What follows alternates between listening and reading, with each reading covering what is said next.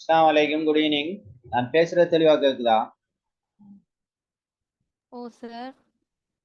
இப்ப அப்ராவும் இன்னொரு ஆளும் என்ன இருக்கீங்களா? மத்தாக்கள் என்ன லேட் ஆகுவாங்களா வருவாங்களா? நாம என்ன ஸ்டார்ட் பண்ணுவோமா?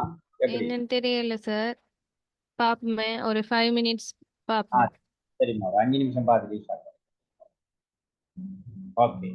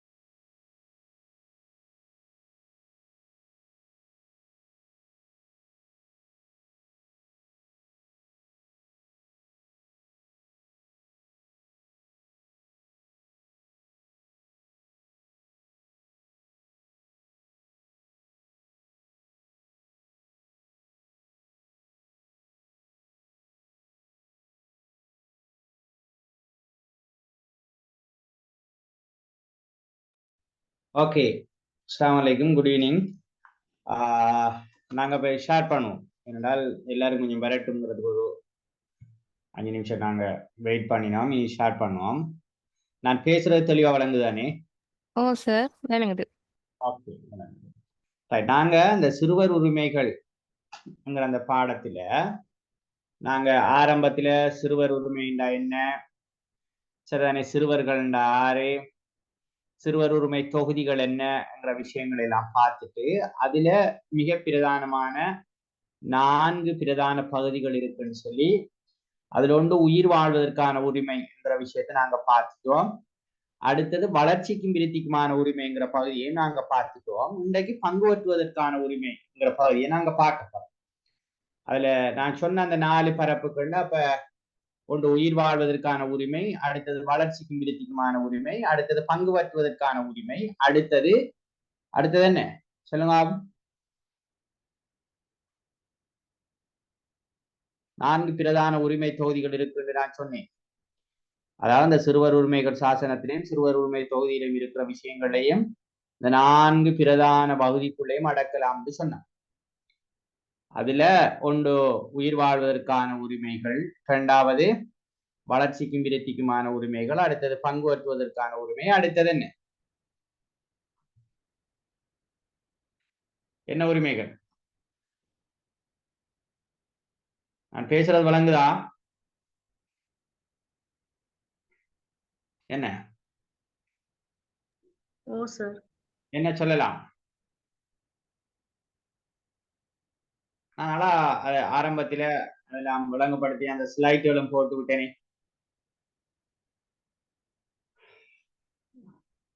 பாதுகாப்பு பெறுவதற்கான உரிமைகள், சரிதானே? 4வது பகுதி பாதுகாப்பு பெறுவதற்கான உரிமைகள்.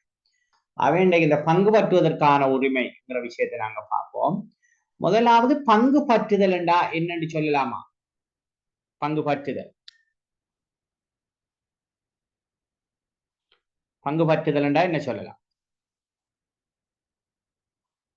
எல்லா விஷயங்களுக்கும் கலந்து கொள்றது. ஒரு விஷயத்துல கலந்து கொள்றேன்னா, வேற ஏதாவது கருத்துக்கள் வேற என்ன சொல்லலாம்?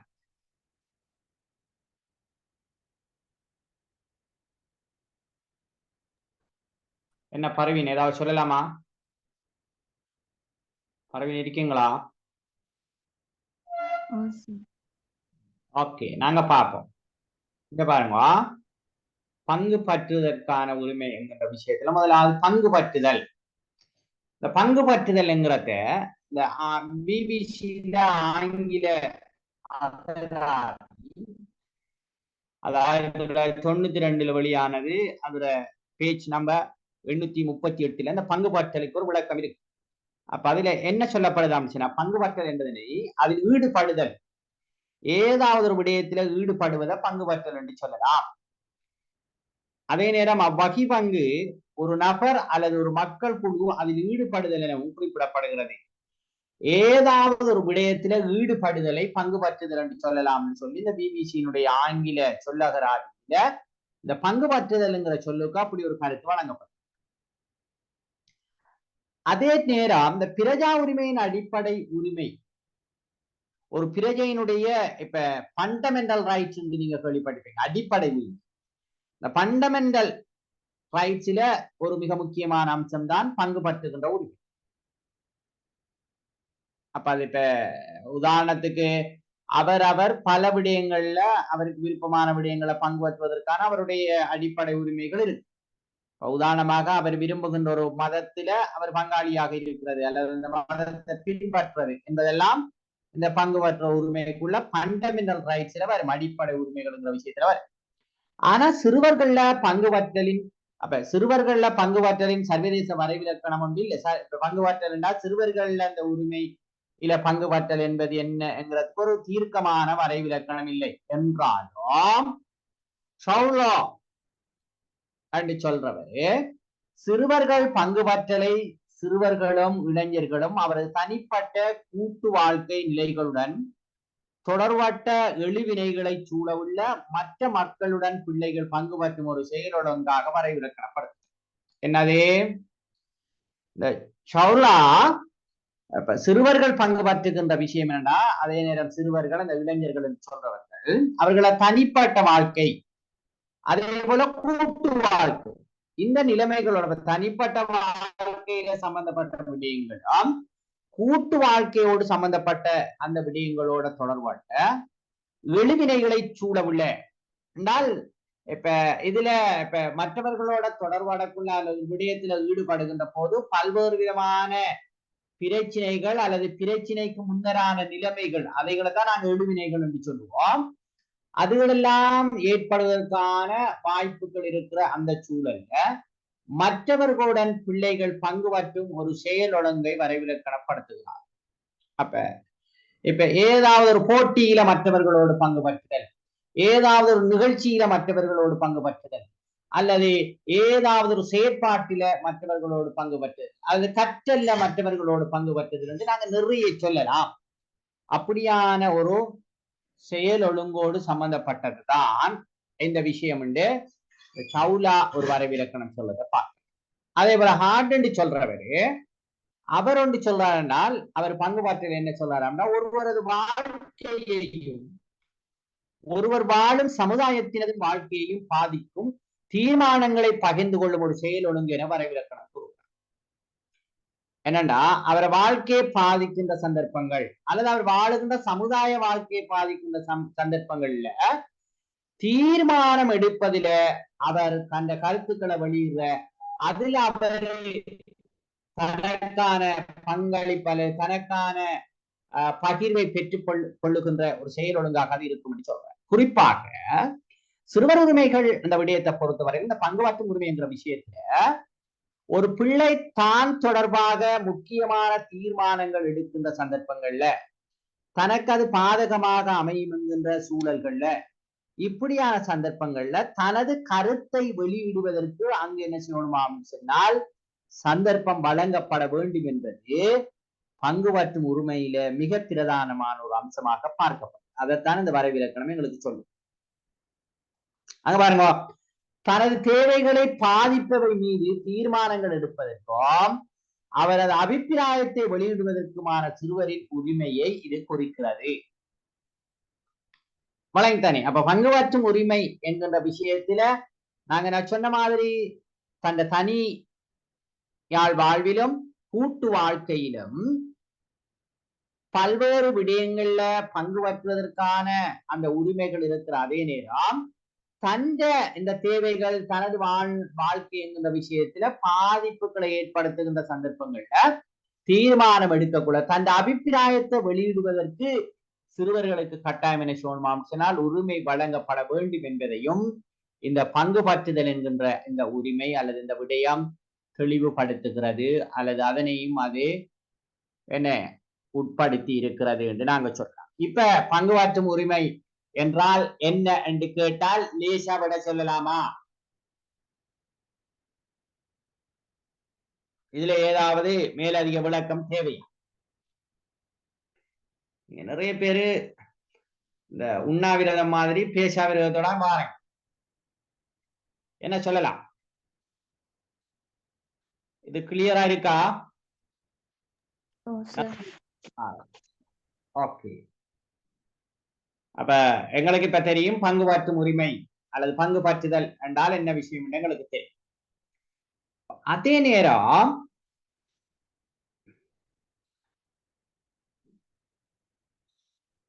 இந்த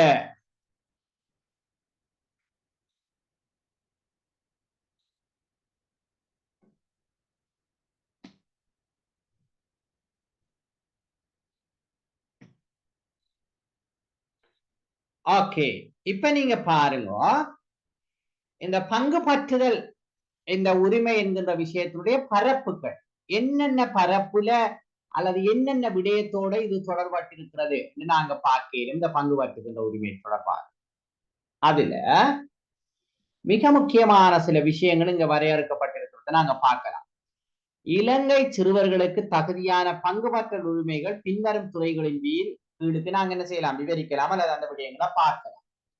சரிதானே? அதுல நீங்க பாருங்க, கல்வித்துறையை பற்றி தகவல்களை பெறுதலும் தீர்மானங்கள் எடுத்தலும். எனவே கல்வித்துறையில பங்கு பற்ற, கல்வித்துறை சார்ந்த தகவல்களை பெற்றுக் கொள்ளுகின்ற, அதுல தீர்மானம் எடுக்கிற அந்த உரிமை சிறுவர்களுக்கு இருக்கிறது. எனவேதான் இப்ப உதாரணமாக ஏலவல்ல என்ன ஸ்ட்ரீம படிக்கிற அந்த தீர்மானத்தை எடுப்பதில் கூட அந்த பிள்ளையினுடைய அந்த விருப்புக்கு அங்க கட்டாயம் அல்லது அந்த பிள்ளையினுடைய கருத்தை தெரிவிப்பதற்கு இடம் கொடுக்க வேண்டிய ஒரு தேவை. அது பெற்றோராக இருந்தாலும் அந்த பிள்ளையினுடைய விருப்பு வெறுப்பையும் அறிந்து ஒரு முடிவெடுக்கிறது தான் மிக பொருள். இப்ப அண்மையில வெளியான அந்த ஏலவர் ரிசர்ச்ல ஒரு பொடியன் கெமிஸ்ட்ரியிலையும் பிசிக்ஸ்லயுமே எடுத்துட்டான். ஆனா பயாலஜில அவனுக்கு பி வந்தா அந்த ரேங்க் வந்து ஒரு 80 சொச்சமோ எத்தனை அப்படியே அவன் ரேங்க் வந்திருக்கு, அவனுக்கு மெடிசின் கிடைக்காது. அப்ப அவன் ஏ லெவல் படிக்கிறதுக்கு முன்ன ஆரம்பத்துல சொல்லியிருக்கான் பேரண்ட்ஸ் கிட்ட, நான் மெட்ஸ் படிக்க போறேன், சரிதானே, மெட்ஸ் படிக்க போறான்ங்கிறான் அவனோட கருத்து. ஆனா அவனோட பேரண்ட்ஸ் தான் அப்படி மெட்ஸ் இல்ல, நீங்க டாக்டர் ஆகணும், நீங்க என்ன செய்யுங்க இந்த பயோ சயின்ஸ், அதுல ஒரு பாடம் மட்டும் தானே வித்தியாசம், இந்த கம்பியா மெட்ஸ் எடுக்கிறது அல்லது என்ன பயாலஜி சார். மேத்ஸ் எடுக்கிறவங்க கம்பைன் மேத்ஸ், இந்த பயோ எடுக்கிறவங்களுக்கு பயாலஜி, மத்த ரெண்டும் சேம். அந்த ரெண்டு பாடம் தானே, மத்த ரெண்டும் ஓகே, இந்த பிசிக்ஸ் கெமிஸ்ட்ரியும் எல்லாத்துக்கும் ஒன்றுதான். இப்ப அந்த பயாலஜியில அந்த சில வேளை அவனுக்கு அந்த விருப்பம் இல்லை, அல்லது உதாரணமா பயாலஜியை விட பிசிக்ஸ் எல்லாம் கொஞ்சம் கஷ்டம் அப்படி சொல்லுவாங்க, அப்படித்தானே சார்? பிசிக்ஸ் வந்து மேத்ஸ் சைடு ஃபுல்லா நல்லா செய்யும். என்னண்டா பயோ வந்து தியரி ஃபுல்லா, மேத்ஸ் செய்யறவங்களுக்கு, மேத்ஸ்ல இன்ட்ரெஸ்ட் இருக்கிறவங்களுக்கு வந்து பயோ இன்ட்ரெஸ்ட் இல்லாம இருக்கும். அநேகமா வந்து பயோ இன்ட்ரெஸ்ட் கேர்ள்ஸுக்கு தான் சார். பாய்ஸ் எப்படியுமே மேத்ஸோட தொடர்பு பாய்ஸ் நல்லா பிசிக்ஸ் செய்வாங்க சார்.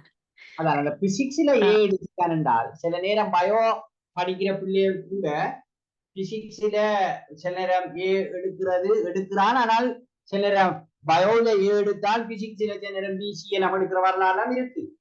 நான் என்ன சொல்ல வாங்கினால், அந்த பிள்ளோட விருப்பத்துக்கு சில நேரம் விட்டிருந்தால் அவன் ஒரே டைம்ல இன்ஜினியரிங் போறதுக்கான வாய்ப்பு இருந்திருக்கலாம். ஓமா இல்லையா? அப்ப அந்த சம்பவத்தை நான் கேள்விப்பட்டேன். அப்ப என்னத்தை சொல்றேன்டால், நான் இப்ப அந்த பிள்ளைகளுடைய விருப்பு வெறுப்புகள் கல்வித்துறையில தீர்மானங்கள் எடுக்கக்குள்ள அதுகளுக்கும் அந்த சந்தர்ப்பம் அளிக்கப்படணும் என்பதை இந்த உரிமை என்ன செய்யலாம் தெளிவுபடுத்து. அது ஒரு மிக முக்கியமான ஒரு விஷயம். அது ஸ்ட்ரீமை தெரிவு செய்யறதாக இருக்கலாம், அல்லது தன்னை எதிர்கால கெரியர் என்ன விஷயம்ங்கிறத தெரிவு செய்யறதாக இருக்கலாம். அடுத்தது கல்வித்துறையில பல்வேறு விதமான போட்டிகள் அப்படியான விஷயங்கள்ல பங்கு பற்றுறது, அப்படியான பல விடயங்களாக இருக்கலாம். அடுத்தது சுகாதாரத்துறையை பற்றிய தகவல்களை பெறுதலும் தீர்மானங்கள் எடுத்தலும். இப்ப உதாரணத்துக்கு நாங்க ஒரு வேக்சின் ஒன்று பிள்ளைக்கு என்ன இதுல வந்து என்னதுல ஸ்கூல்ல வந்து ஒரு வேக்சின் போட போறாங்கன்னா, அது என்ன வேக்சின், அது ஏன் போடுற, அதை போட்ட இன்னும் சைட் எஃபெக்ட்ஸ் இருக்குமா, அல்லது அந்த வேக்சின் என்னென்ன விஷயங்களை கட்டுப்படுத்துங்கிற அந்த தகவல்கள் அந்த பிள்ளை அறியணும் என்றிருந்தால் அந்த தகவல்கள் அந்த பிள்ளைக்கு கட்டாயம் வழங்கும். தன்னுடைய உடல் சுகாதாரம், ஏனைய சுகாதார நிலைமைகள் தொடர்பாக அந்த பிள்ளை தேடி அறிவதற்காக அந்த பிள்ளைக்கு உரிமை இருக்கிறது. மட்டுமல்ல, அதுல சில தீர்மானங்கள் எடுப்பதற்கும் அந்த பிள்ளைக்கு நாங்க என்ன செய்யணும் சொன்னால் சந்தர்ப்பம் வழங்கும். சரிதான். இப்ப சில நேரம் பல்லொண்ட பிடுங்கணும் என்று இருக்கிறதா, அல்லது பல்ல அடைக்கிறியா, பல்ல பிடுங்குறியா, அல்லது வேறு ஏதாவது செய்யறா என்று சில நேரம் பல் சிதைவுகள் இருக்கிற நேரத்துல அதுல தீர்மானங்கள் எடுக்கிறதுக்கான வாய்ப்புகள் வழங்கப்படணும். உதாரணத்துக்கு நான் சொல்றேன் இது மாதிரியான விஷயம். அதே போல பாலியல் கல்வியை பெறும் உரிமை. என்னண்டா இப்ப பாலியல் துஷ்பிரயோகம் ஒரு விஷயம் உங்களுக்கு தெரியும், சிறுவர் துஷ்பிரயோகம், அந்த விஷயத்தை நாங்க இதுல ஒரு தலைப்பா படிப்போம்னாங்க.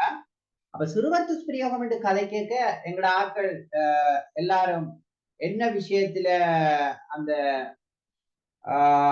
எல்லாரும் யோசிக்கிறேன்னா அந்த பாலியல் துஷ்பிரயோகத்தை தான் சிறுவர் துஷ்பிரயோகமாக பெரும்பாலான ஆட்கள் எண்ணிக்கொள்ளும். ஆனால் அது சிறுவர் துஷ்பிரயோகத்தின் ஒரு பகுதி தான். அப்ப சிறுவர் துஷ்பிரயோகம் என்கின்ற விஷயம் ஒரு பரந்த விஷயம். அது ஒரு பிள்ளைக்கு உடல் ரீதியாக செய்யப்படுகின்ற வதைகள், அது அடிக்கிறதாக இருக்கலாம், அல்லது ஏதாவது நெருப்பால சுடுறதாக இருக்கலாம், எதுவாகவும் இருக்கலாம். அப்ப உடல் ரீதியாக பிள்ளைகளுக்கு தாக்குவது அல்லது அதுல என்ன கஷ்டத்தை ஏற்படுத்துறதெல்லாம் சிறுவர் துஷ்பிரயோகம். அதே நேரம் உள ரீதியாக பாதிப்பை ஏற்படுத்துவதும் சிறுவர் துஷ்பிரயோகத்துக்குள்ளவர். அது மட்டுமல்ல, இப்ப இந்த விஷயங்களும் கூட சிறுவர் துஷ்பிரயோகத்துக்குள்ள வரும். எந்த விஷயங்களாகும் சொன்னால், இப்ப ஒரு சிறுவர் ஊழியம், அதாவது சின்ன பிள்ளைகளை நாங்க ஊழியத்துக்கு அமர்த்துறது அல்லது வேலைக்கு அமர்த்துறது கூட புலவர். அப்ப அப்படி அதுல நிறைய விஷயங்கள் இருக்கு. ஆகவே இங்க இப்ப தந்த இந்த பாலியல் சுரண்டல்கள்ல இருந்து அல்லது துஷ்பிரயோகங்கள்ல இருந்து எல்லாம் பாதுகாப்பு பெறுவதற்கு இந்த பாலியல் ரீதியான கல்வியை பெறுகின்ற உரிமையும் பிள்ளைகளுக்கு இருக்கிறது என்று சொல்லப்படுது. அப்ப அதுவும் இந்த பாலியல் ரீதியான கல்வியை பெறுகின்ற உரிமையும் பங்கு பற்றல் உரிமைக்குள்ள வார ஒரு விஷயம். உதாரணத்துக்கு முறையற்ற பாலியல் தொடர்புகளால எய்ட்ஸ் நோய் வரும் என்றிருந்தால் அது பற்றிய விளக்கம் இல்லாம அந்த புள்ள பெறுவதற்கான வாய்ப்பு இருக்கு. என்றால் அப்படியான விடயங்கள் இருந்து தன்னை பாதுகாத்துக் கொள்வதற்கு மேற்கத்திய இப்ப ஒவ்வொரு சமயம் சார்ந்த பல்வேறு முறைமைகள் இருக்கு. மேற்கத்தியல எப்படி ஆரம்பிச்சுன்னா, இப்ப ஒரு பாதிப்பில்லாத வகையில இன்னொருவரோட உடல் ரீதியான உறவை வைத்துக் கொள்வதில் எப்படி நாங்கள் ஈடுபடலாம் என்கின்ற அந்த கல்வியை கூட பெறணும் பிள்ளைகள் என்று சொல்றாங்க. சரிதானே? ஓகே. அப்ப அதெல்லாம் இதுக்குள்ள வருமெண்டா போய் சொல்றாங்க. ஆனால் நாங்க சமயங்களை அல்லது மதங்களை பின்பற்றுறாங்க, அதுகள் மிகப்பெரிய பாவமான ஒரு விஷயம். அதுல எல்லாம் நாங்க என்ன செய்யலாத அமைச்சனால் ஈடுபட இயலாது என்கின்ற அடிப்படைகளை பிள்ளைகளுக்கு கொடுக்கின்ற போது அதுல அந்த விஷயங்கள்ல இருந்து பிள்ளைகளை பாதுகாக்கக்கூடியதாக இருக்கும். ஓகே. அடுத்தது போதைப் பொருள் துஷ்பிரயோகம் பற்றிய தகவல்களை பெறுதலும் தேடுதல். ஏனென்றா இதுவும் ஒரு சிறுவர் துஷ்பிரயோகத்துக்குள்ள சம்பந்தப்படுற ஒரு விஷயம். பிள்ளைகளை போதைப் பொருளை விற்கிறதுக்கு அதுக்கு பயன்படுத்துகின்ற ஒரு விஷயம் ஒன்று இருக்கு. இப்ப அந்த பிள்ளைக்கு என்னன்னு தெரியா, சின்ன சின்ன ஏதாவது ஒரு சின்ன சின்ன பெக் பண்ணி இதை நீங்க இந்த பீச்சுக்கு எடுத்துட்டு போங்க, அங்க நீங்க என்ன செய்யலாமா சொன்னால் ஆட்கள் வருவாங்க, நீங்க வித்துட்டு வாங்கினா அந்த பிள்ளைக்கு இது போதை பொருளா என்னன்னு தெரியாது. அது அப்படி நிறைய இலங்கையில இந்த என்ன கடலோர இந்த பீச் சைட்டுகள் அல்லது வேற வேற நிறைய இடங்கள்ல அதை என்னடா இப்ப போலீஸ் அப்படியான ஆட்களும் சில நேரம் அந்த சின்ன பிள்ளை ஏதோ வித்துட்டு போகுது அப்படி இருப்பாங்கிற அடிப்படையில அதுக்கு போதைப் பொருளை விற்பனை செய்வதற்கு கூட அந்த பிள்ளைக்கு தெரியாது சம்பந்தமாக அப்படி பயன்படுத்துற சில விஷயங்களும் இருக்கு. எனவே போதைப் பொருள் துஷ்பிரயோகம் அது பற்றிய தகவல்களை பெறுறது அதெல்லாம் இந்த பங்கு பற்றுகின்ற உரிமைக்குள்ள அந்த பிள்ளைக்கு வரும். அதே போல பாடசாலையும் சமூகமும் உள்ளடங்கி சமூக நிறுவனங்களில் பங்கு பெற்றுவதற்கான உரிமை. இது பாடசாலையில இருக்கின்ற பல்வேறு விதமான அமைப்புகள், நிகழ்ச்சிகள், நிகழ்வுகள், கற்றல் செயற்பாடுகள், ஏனைய புறக்கீட்டு செயற்பாடுகள் அனைத்திலேயும் அந்த பிள்ளை பங்கு பெற்றுவதற்கான உரிமையோட பாடசாலைக்கு வெளியே இருக்கின்ற சமூக நிறுவனங்கள்ல பங்கு பற்றுகின்ற அந்த உரிமைகள் எல்லாம் இந்த பங்கு பற்றல் உரிமையினுடைய இந்த பரப்புக்குள்ள இருக்கின்ற மிக முக்கியமான அம்சங்களாக என்ன செய்யலாம் பார்க்க. இதுல பாருங்க, இன்னும் கொஞ்சம் அதை விரிவாக சில விஷயங்களை பார்க்கிறனால்,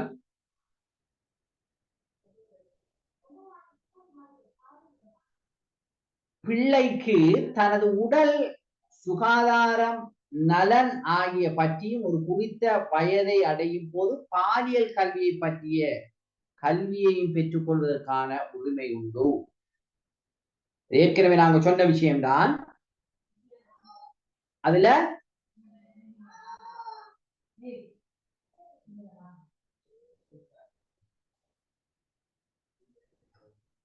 அதான் சொல்லுது, பாங்கு சொல்லுதோ, எனக்கு ஒரு 2-3 நிமிஷம் தாங்க. அதான் பாங்கு முடிஞ்ச உடனே தொடருவோம். சரிதானே? Okay sir. சரி சார்.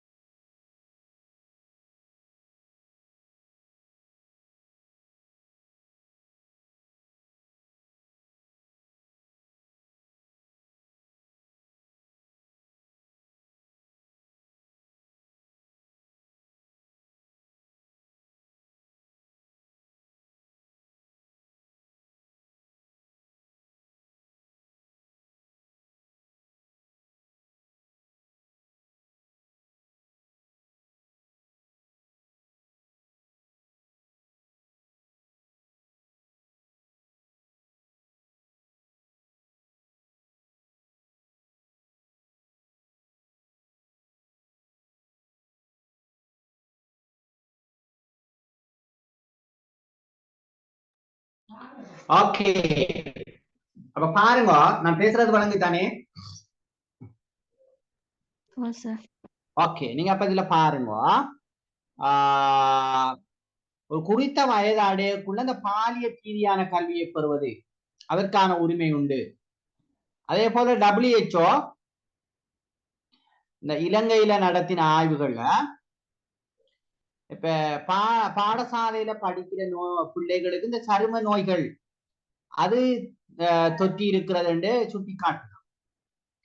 எனவே பாடசாலை சிறார்களுக்கு அவர்களது பெற்றோர்கள் அல்லது பாடசாலை கலத்திட்டத்தின் ஊடாக இந்த இந்த இந்த நோய்கள், இந்த விடயங்கள் தொடர்பான அறிவூட்டப்படணும் அங்கிறது அது முக்கியமான விஷயம் என்று சொல்லப்படும். அதே போல இந்த இங்கிலாந்துல இப்ப நடைபெற்ற ஒரு வழக்கு, அதுல பாலியல் கல்வி ஒரு அடிப்படை என்கிற ஒரு விஷயம் என்ன செய்யப்படுதாம் சொன்னால் தெளிவுபடுத்தப்பட்டு. சரி, ஆகவே இந்த பாலியல் தொடர்பான தகவல்களை பெறுவதும் தீர்மானம் எடுக்கிறதிலையும் அந்த பிள்ளைக்கு உரிமை வழங்கப்படும். இப்ப உதாரணமாக இப்ப ஒரு பிள்ளைக்கு திருமணம் நடக்கிறது இப்ப என்கிறது 18 வயதுக்கு பிறகு திருமணம் முடித்தல்ங்கிற ஒரு விஷயம் இருந்தாலும் இப்ப இருக்கிற இதன்படி இப்ப இலங்கை முஸ்லிம் தனியார் சட்டத்திலாம் அதை விட குறைந்த வயதிலையும் என்ன செய்யலாம் சொன்னால் திருமணம் முடிக்கலாம்ங்கிற ஒரு விஷயம் கொண்டு இருக்கு.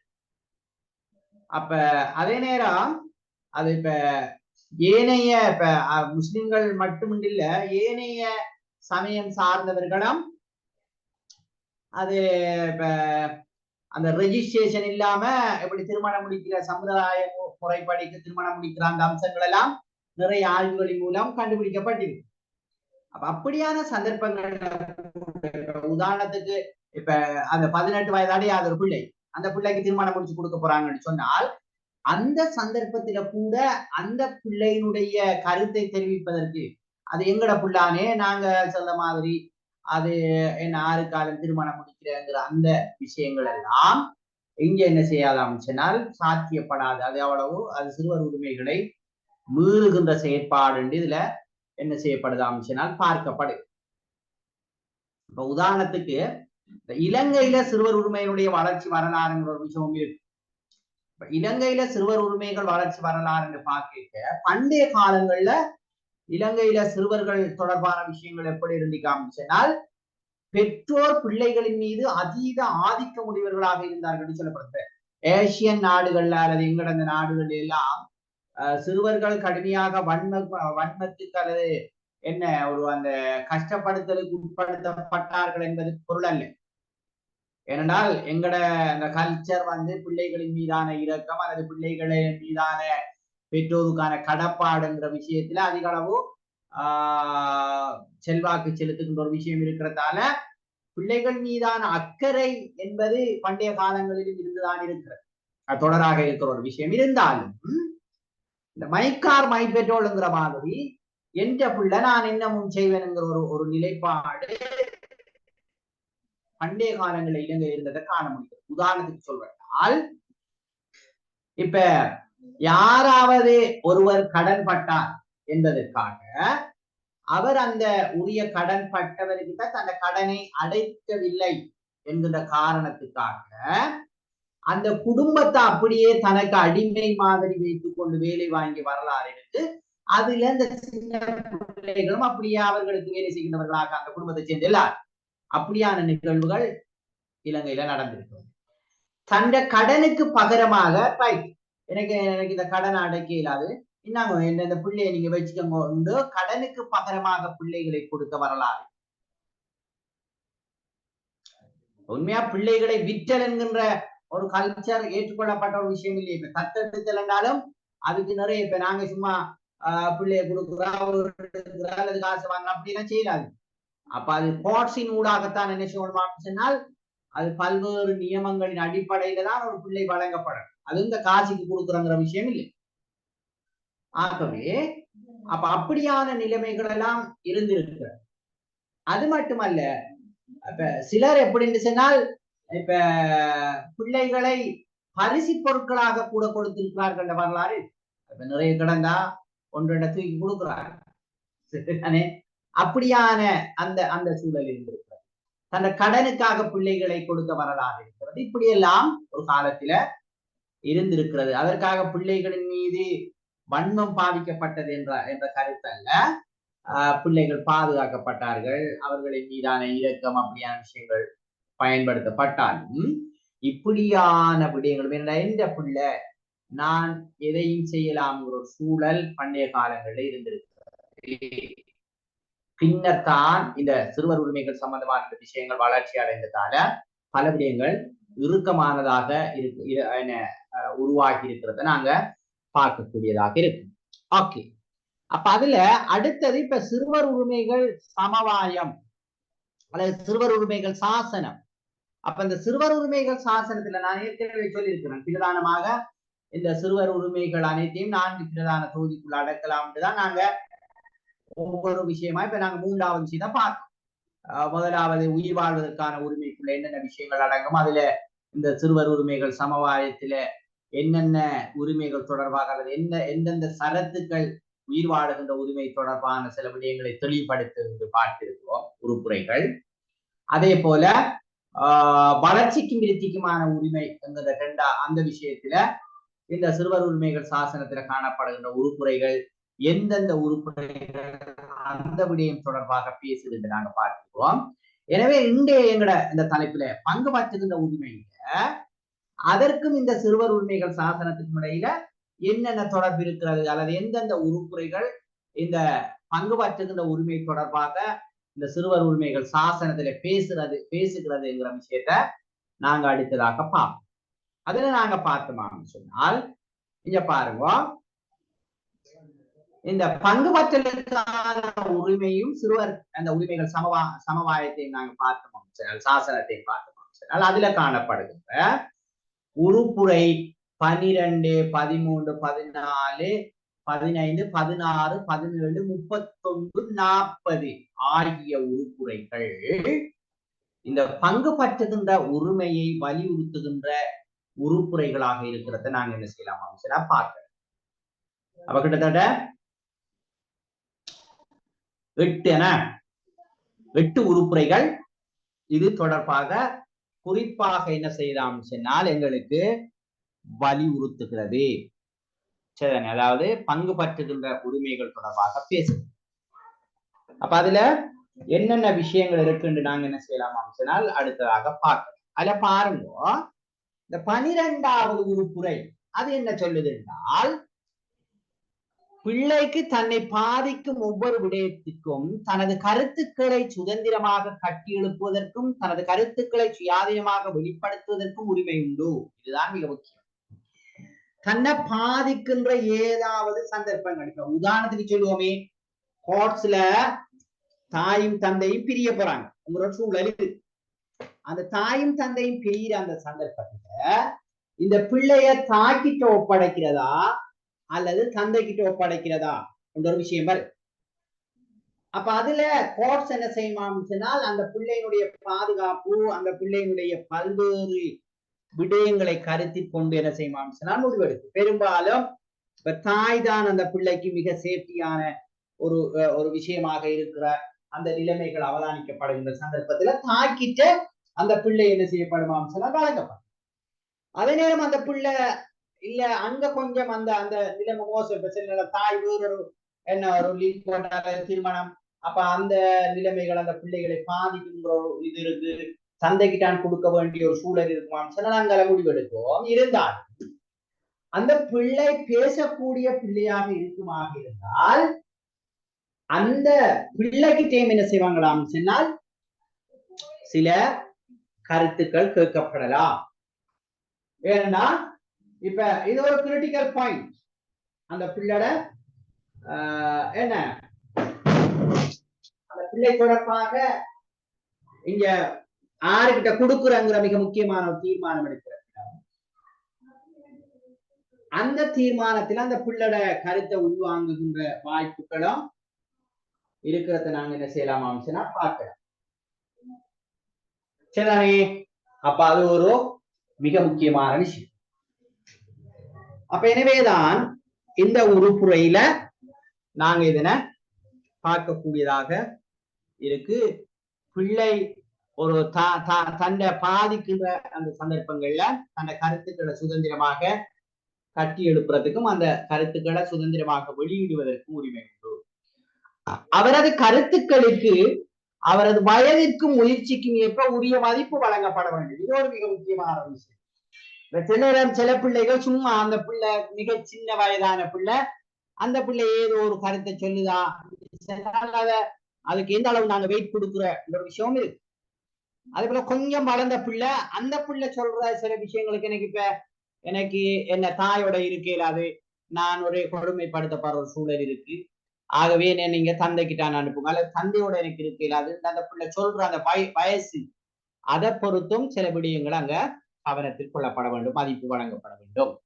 நீதிமன்ற அல்லது நிர்வாக நடைமுறைகளில் பிள்ளைக்கு நேரடியாக அல்லது ஒரு பிரதிநிதியின் அல்லது வேறு பொருத்தமான நிறுவனத்தின் ஊடாக வெளிப்படுத்துவதற்கு அனுமதிக்க வேண்டும். இப்ப நீதிமன்ற நடவடிக்கைகள்ல ஏதாவது சந்தர்ப்பத்துல அந்த பிள்ளை நேரடியாகவோ சில விடயங்களை நேரடியாக சொல்லிடாதே ஒரு லோயர் அல்லது வேறு ஏதாவது குடும்ப உறுப்பினர்கள் அப்படியானவர்களின் ஊடாக அந்த கருத்தை வெளிப்படுத்துறதுக்கும் அந்த பிள்ளைக்கு என்ன செய்யணும்னா சந்தர்ப்பம் வழங்கப்பட வேண்டும் என்று இந்த உறுப்புரை சொல்லுது.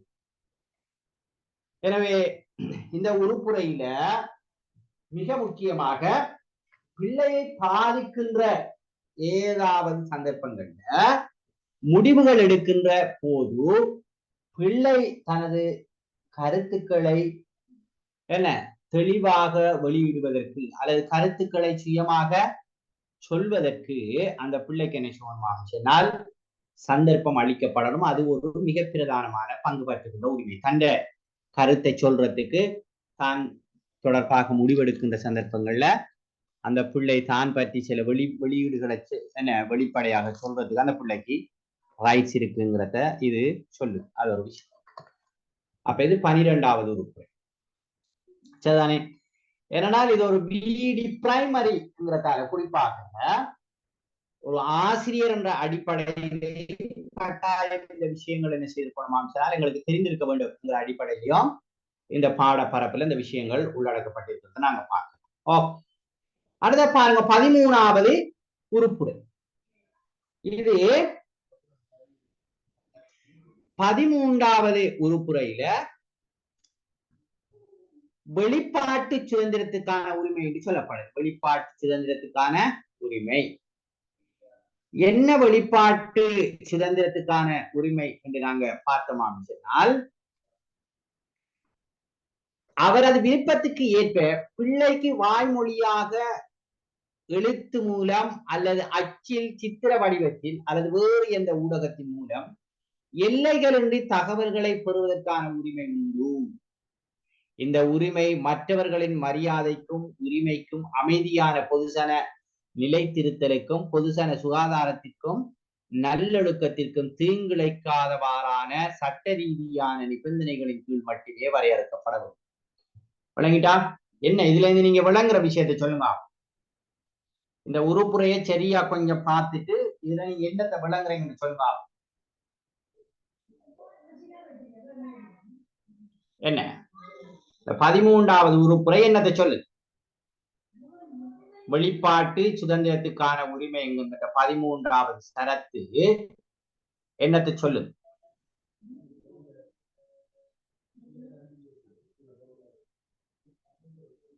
என்ன அஃப்ரா என்ன சொல்லுதல்?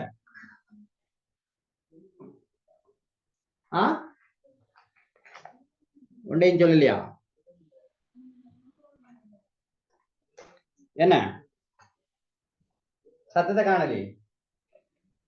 இருக்கீங்களா? நான் பேசுறது விளங்கலையா?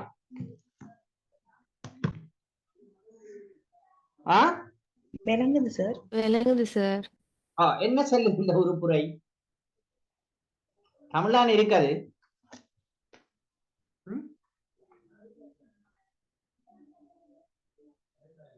சொல்லலாமா? அவங்களோட விருப்ப வந்து அவங்களுக்கு வாய்மொழியாவோ அல்லது ஒரு சுவரட்டி மூலமோ அல்லது எதன் மூலமும் வெளிப்படுத்தலாம். பாருங்க, அவரது விருப்புக்கு ஏற்ற பிள்ளைக்கு வாய்மொழியாக அல்லது எழுத்து மூலம் அல்லது அச்சில் சித்திர வடிவத்தில் அல்லது வேறு எந்த ஊடகத்தின் மூலம் எல்லைகளின்றி தகவல்களை பெறுவதற்கான உரிமை உண்டு. சரிதானே?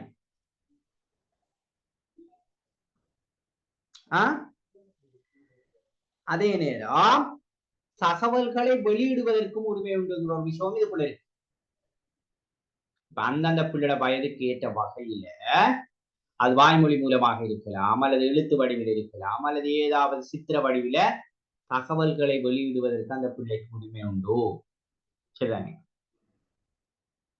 அதே போல இந்த உரிமை மற்றவர்களின் மரியாதைக்கும் உரிமைக்கும் அமைதியான பொதுசான நிலைத்திருத்தலுக்கும் பொதுசான சுகாதாரத்திற்கும் நல்லொழுக்கத்துக்கும் தீங்கிழைக்காதவாறான சட்ட ரீதியான நிபந்தனைகளின் கீழ் மட்டுமே வரையறுக்கப்பட வேண்டும். அது நீங்க இந்த வயசுல அல்லது இந்த விஷயங்களை நீங்க வெளிப்படுத்த இயலாது அல்லது சொல்ல இயலாது, நாங்க தடை போட இயலாது. அந்த பிள்ளை ஒரு கார்ட்டூன் ஒரு விஷயத்தை வரைஞ்சி வெளிப்படுத்துதான்னு சொன்னால் அது சமூகத்திலே ஒழுக்க சீர்கேட்டை ஏற்படுத்த வேண்டியிருந்தால், அதே டைம்ல மற்றவர்களுடைய மரியாதையை அது போக்கும் வேண்டியிருந்தால், அதே போல அமைதியான பொதுசன இந்த சமூகத்தில இனங்கள் சொல்ல சமூகம் அமைதியாக இருப்பதற்கு குந்தகத்தை விளைவிக்கும், சமூகத்தில பாரிய பிரச்சனை கொண்டு அது தோற்றுவிக்கும் என்றிருந்தால், இப்படியான காரணங்களின் அடிப்படையில் சட்ட ரீதியான நிபந்தனைகள்ல மட்டும்தான் இந்த விடயங்கள் வரையறுக்கப்படணுமே ஒழிய வேறு எந்த அடிப்படையிலும் அந்த விடயங்கள் வரையறுக்க முடியாது. எனவே இந்த தந்த விஷயங்களை சுதந்திரமாக வெளிப்படுத்துறதுக்கு அது தொடர்பான சில தகவல்களை பெற்றுக்கொள்வதற்கான உரிமை அந்த பிள்ளைக்கு இருக்கு. இது ஒரு மிக முக்கியமான ஒரு பங்குவற்றல் என்கின்ற விஷயத்துல இது ஒரு மிக முக்கியமாக பார்க்கப்படுகின்ற ஒரு விஷயம். அடுத்தது பாருங்க, என்ன உறுப்புரை 14 சிந்தித்தல், மனச்சாட்சி, சமயம் ஆகியவற்றை சேர்ந்ததுக்கான உரிமை. நாங்க ஏற்கனவே சொல்லி இருக்கிறோம், சமயத்தை அவரவருக்கான சமயத்தை பின்பற்றுவதெல்லாம் அது பிள்ளட அதாவது மனித உரிமை, அது ஃபண்டமெண்டல் ரைட்ஸ் உலவான ஒரு விஷயம். ஆனால் இப்ப பிள்ளைகளை பொறுத்த வரையில உங்களுக்கு தெரியும், பாடசாலைகள்ல ஆரம்ப காலங்கள்ல ஆங்கிலேயர் அல்லது போர்த்துகேயர் ஒல்லாந்தர் தங்களோட சமயத்தை பரப்புறதுக்கு பிரதானமாக என்ன செய்யறாங்களாம் சொன்னால் இந்த கல்வியை பயன்படுத்தினாங்க. கல்வியை வழங்குவதன் ஊடாக என்ன செய்யலாம் சொன்னால் சமயத்தை பரப்புறது என்கிற ஒரு விஷயம் காணப்பட்டு, எனவே கிட்டத்தட்ட மத மாற்றம் அல்லது தங்களோட சமயத்துக்கு மக்களை இழுத்தெடுக்கின்ற ஒரு ஆயுதமாகவெல்லாம் அதை பயன்படுத்தி, எனவேதான் இலங்கையில ஒரு அம்சம் கொண்டு வரப்பட்டது. ஒரு பிள்ளை தன்னை பெற்றோர் பின்பற்றுகின்ற அல்லது தன்னை பெற்றோர் விரும்புகின்ற சமயத்தை தான் அந்த பிள்ளைக்கு போதிக்கணும் பாடசாலை சமய பாடம் என்று கொண்டு வரப்பட்டது. எனவே அது ஒரு ஒரு சிறு பிள்ளையாக இருக்கின்ற போதோ பெற்றோர விருப்பு வெறுப்புகள் அந்த சமயம் என்கின்ற விடயங்கள் எல்லாம் மிக பிரதானமான அம்சமாக இருக்கும். சரிதானே? அப்ப அதெல்லாம் பாருங்க, அரசாங்கம் சிந்தித்தல் இதுல எழுதப்பட்டிருக்கு. என்னென்றால் இங்க அதாவது அரசியல் சார்ந்த சில விடயங்கள் தொடர்பாக சிந்திக்கிறது. அதாவது சுதந்திரமாக சிந்தித்தல் என்றே நாங்க சொல்லலாம். சுதந்திரமாக சிந்தித்தல், ஒரு சமயத்தை பின்பற்றுதல், மனச்சாட்சி ஆகியவற்றுக்கான பிள்ளையின் சுதந்திரத்தை மதிக்க வேண்டும், அதுக்கு மதிப்பளிக்கும். அப்ப சமயத்தை பின்பற்றுறதுக்கு, சுயமாக சிந்திக்கிறதுக்கு, மனச்சாட்சிக்கு ஏற்ப இயங்குறதுக்கான சுதந்திரம் பிள்ளைக்கு வழங்கப்பட வேண்டும். பிள்ளையின் விருத்தி அடைந்து வரும் ஆற்றலுக்கு ஏற்ப பிள்ளைக்கு வழிகாட்டுவதற்கான பெற்றோரின் அல்லது பாதுகாவலரின் உரிமையை அரசாங்கம் அளிக்க வேண்டும். விளங்கித்தானே? என்னென்றால் அது சரி வராது, நீங்க எல்லாரும் இந்த சமயத்தை தான் பின்பற்றணும் என்று ஒரு சட்டத்தை கொண்டு வர இயலாது.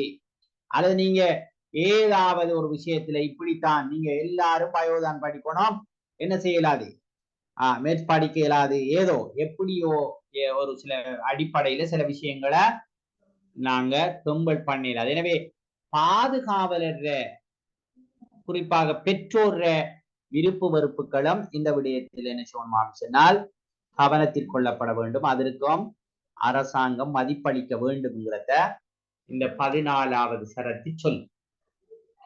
சரிதானே? ஓகே, அப்ப அது 14.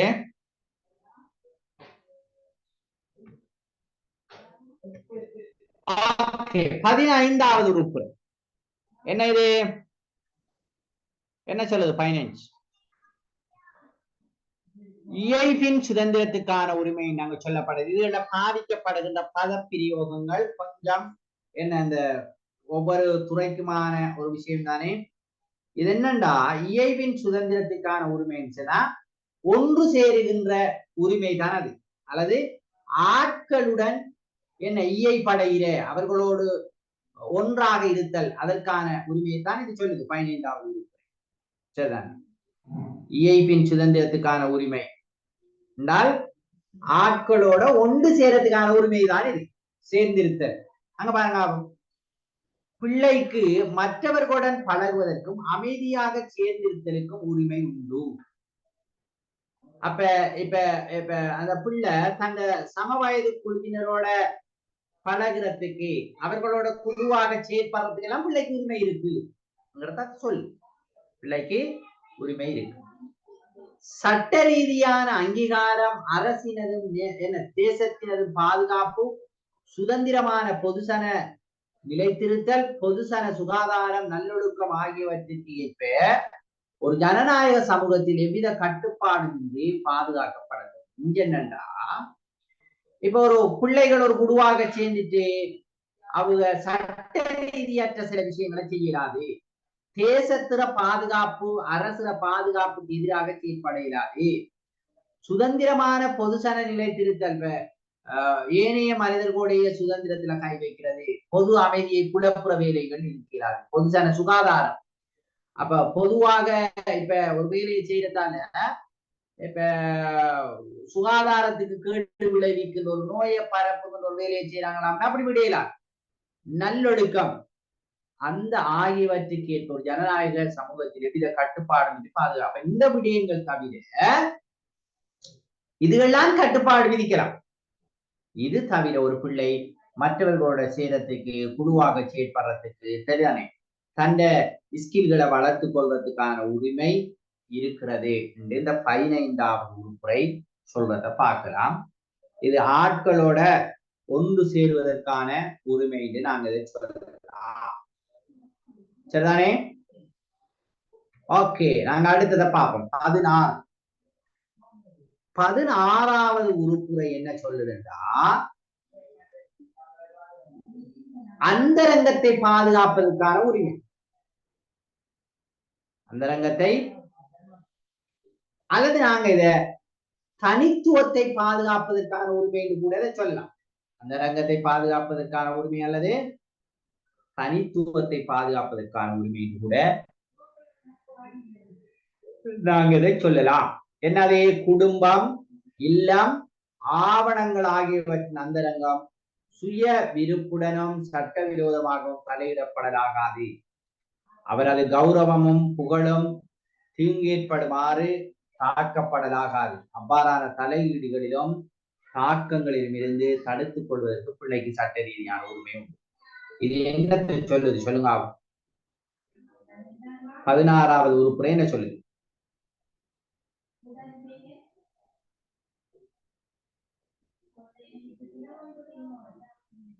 என்ன?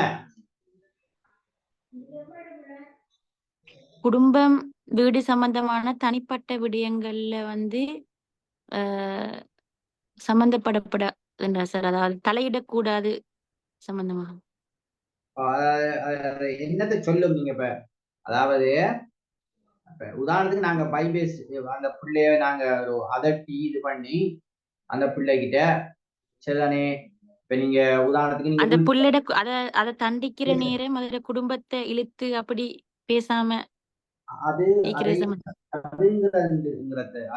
விட இப்ப அந்த பிள்ளைட இப்ப உதாரணத்துக்கு உங்களோட வீட்டுல 6 வாழ்றாங்க, அல்லது உங்களோட அம்மாட என்ன சரியான பேர் என்ன, அல்லது அம்மாட இந்த வங்கி இலக்கம் என்ன, சரிதானே, அல்லது அப்பாட தொலைபேசி இலக்கம் என்ன, சரிதானே, அல்லது அந்த பிள்ளைட அந்த பிள்ளைக்கு விருப்பம் இல்லாம இப்போ 15 வயசு 14 வயசு எல்லாம் என்ன சிறுவர் தானே, அப்படியான பிள்ளைக்குன்னா அந்த பிள்ளைட தொலைபேசி இலக்கத்தை நாங்க என்ன செய்ய போறோமா சொன்னால் பலாத்காரமாக எடுக்கப்போம்.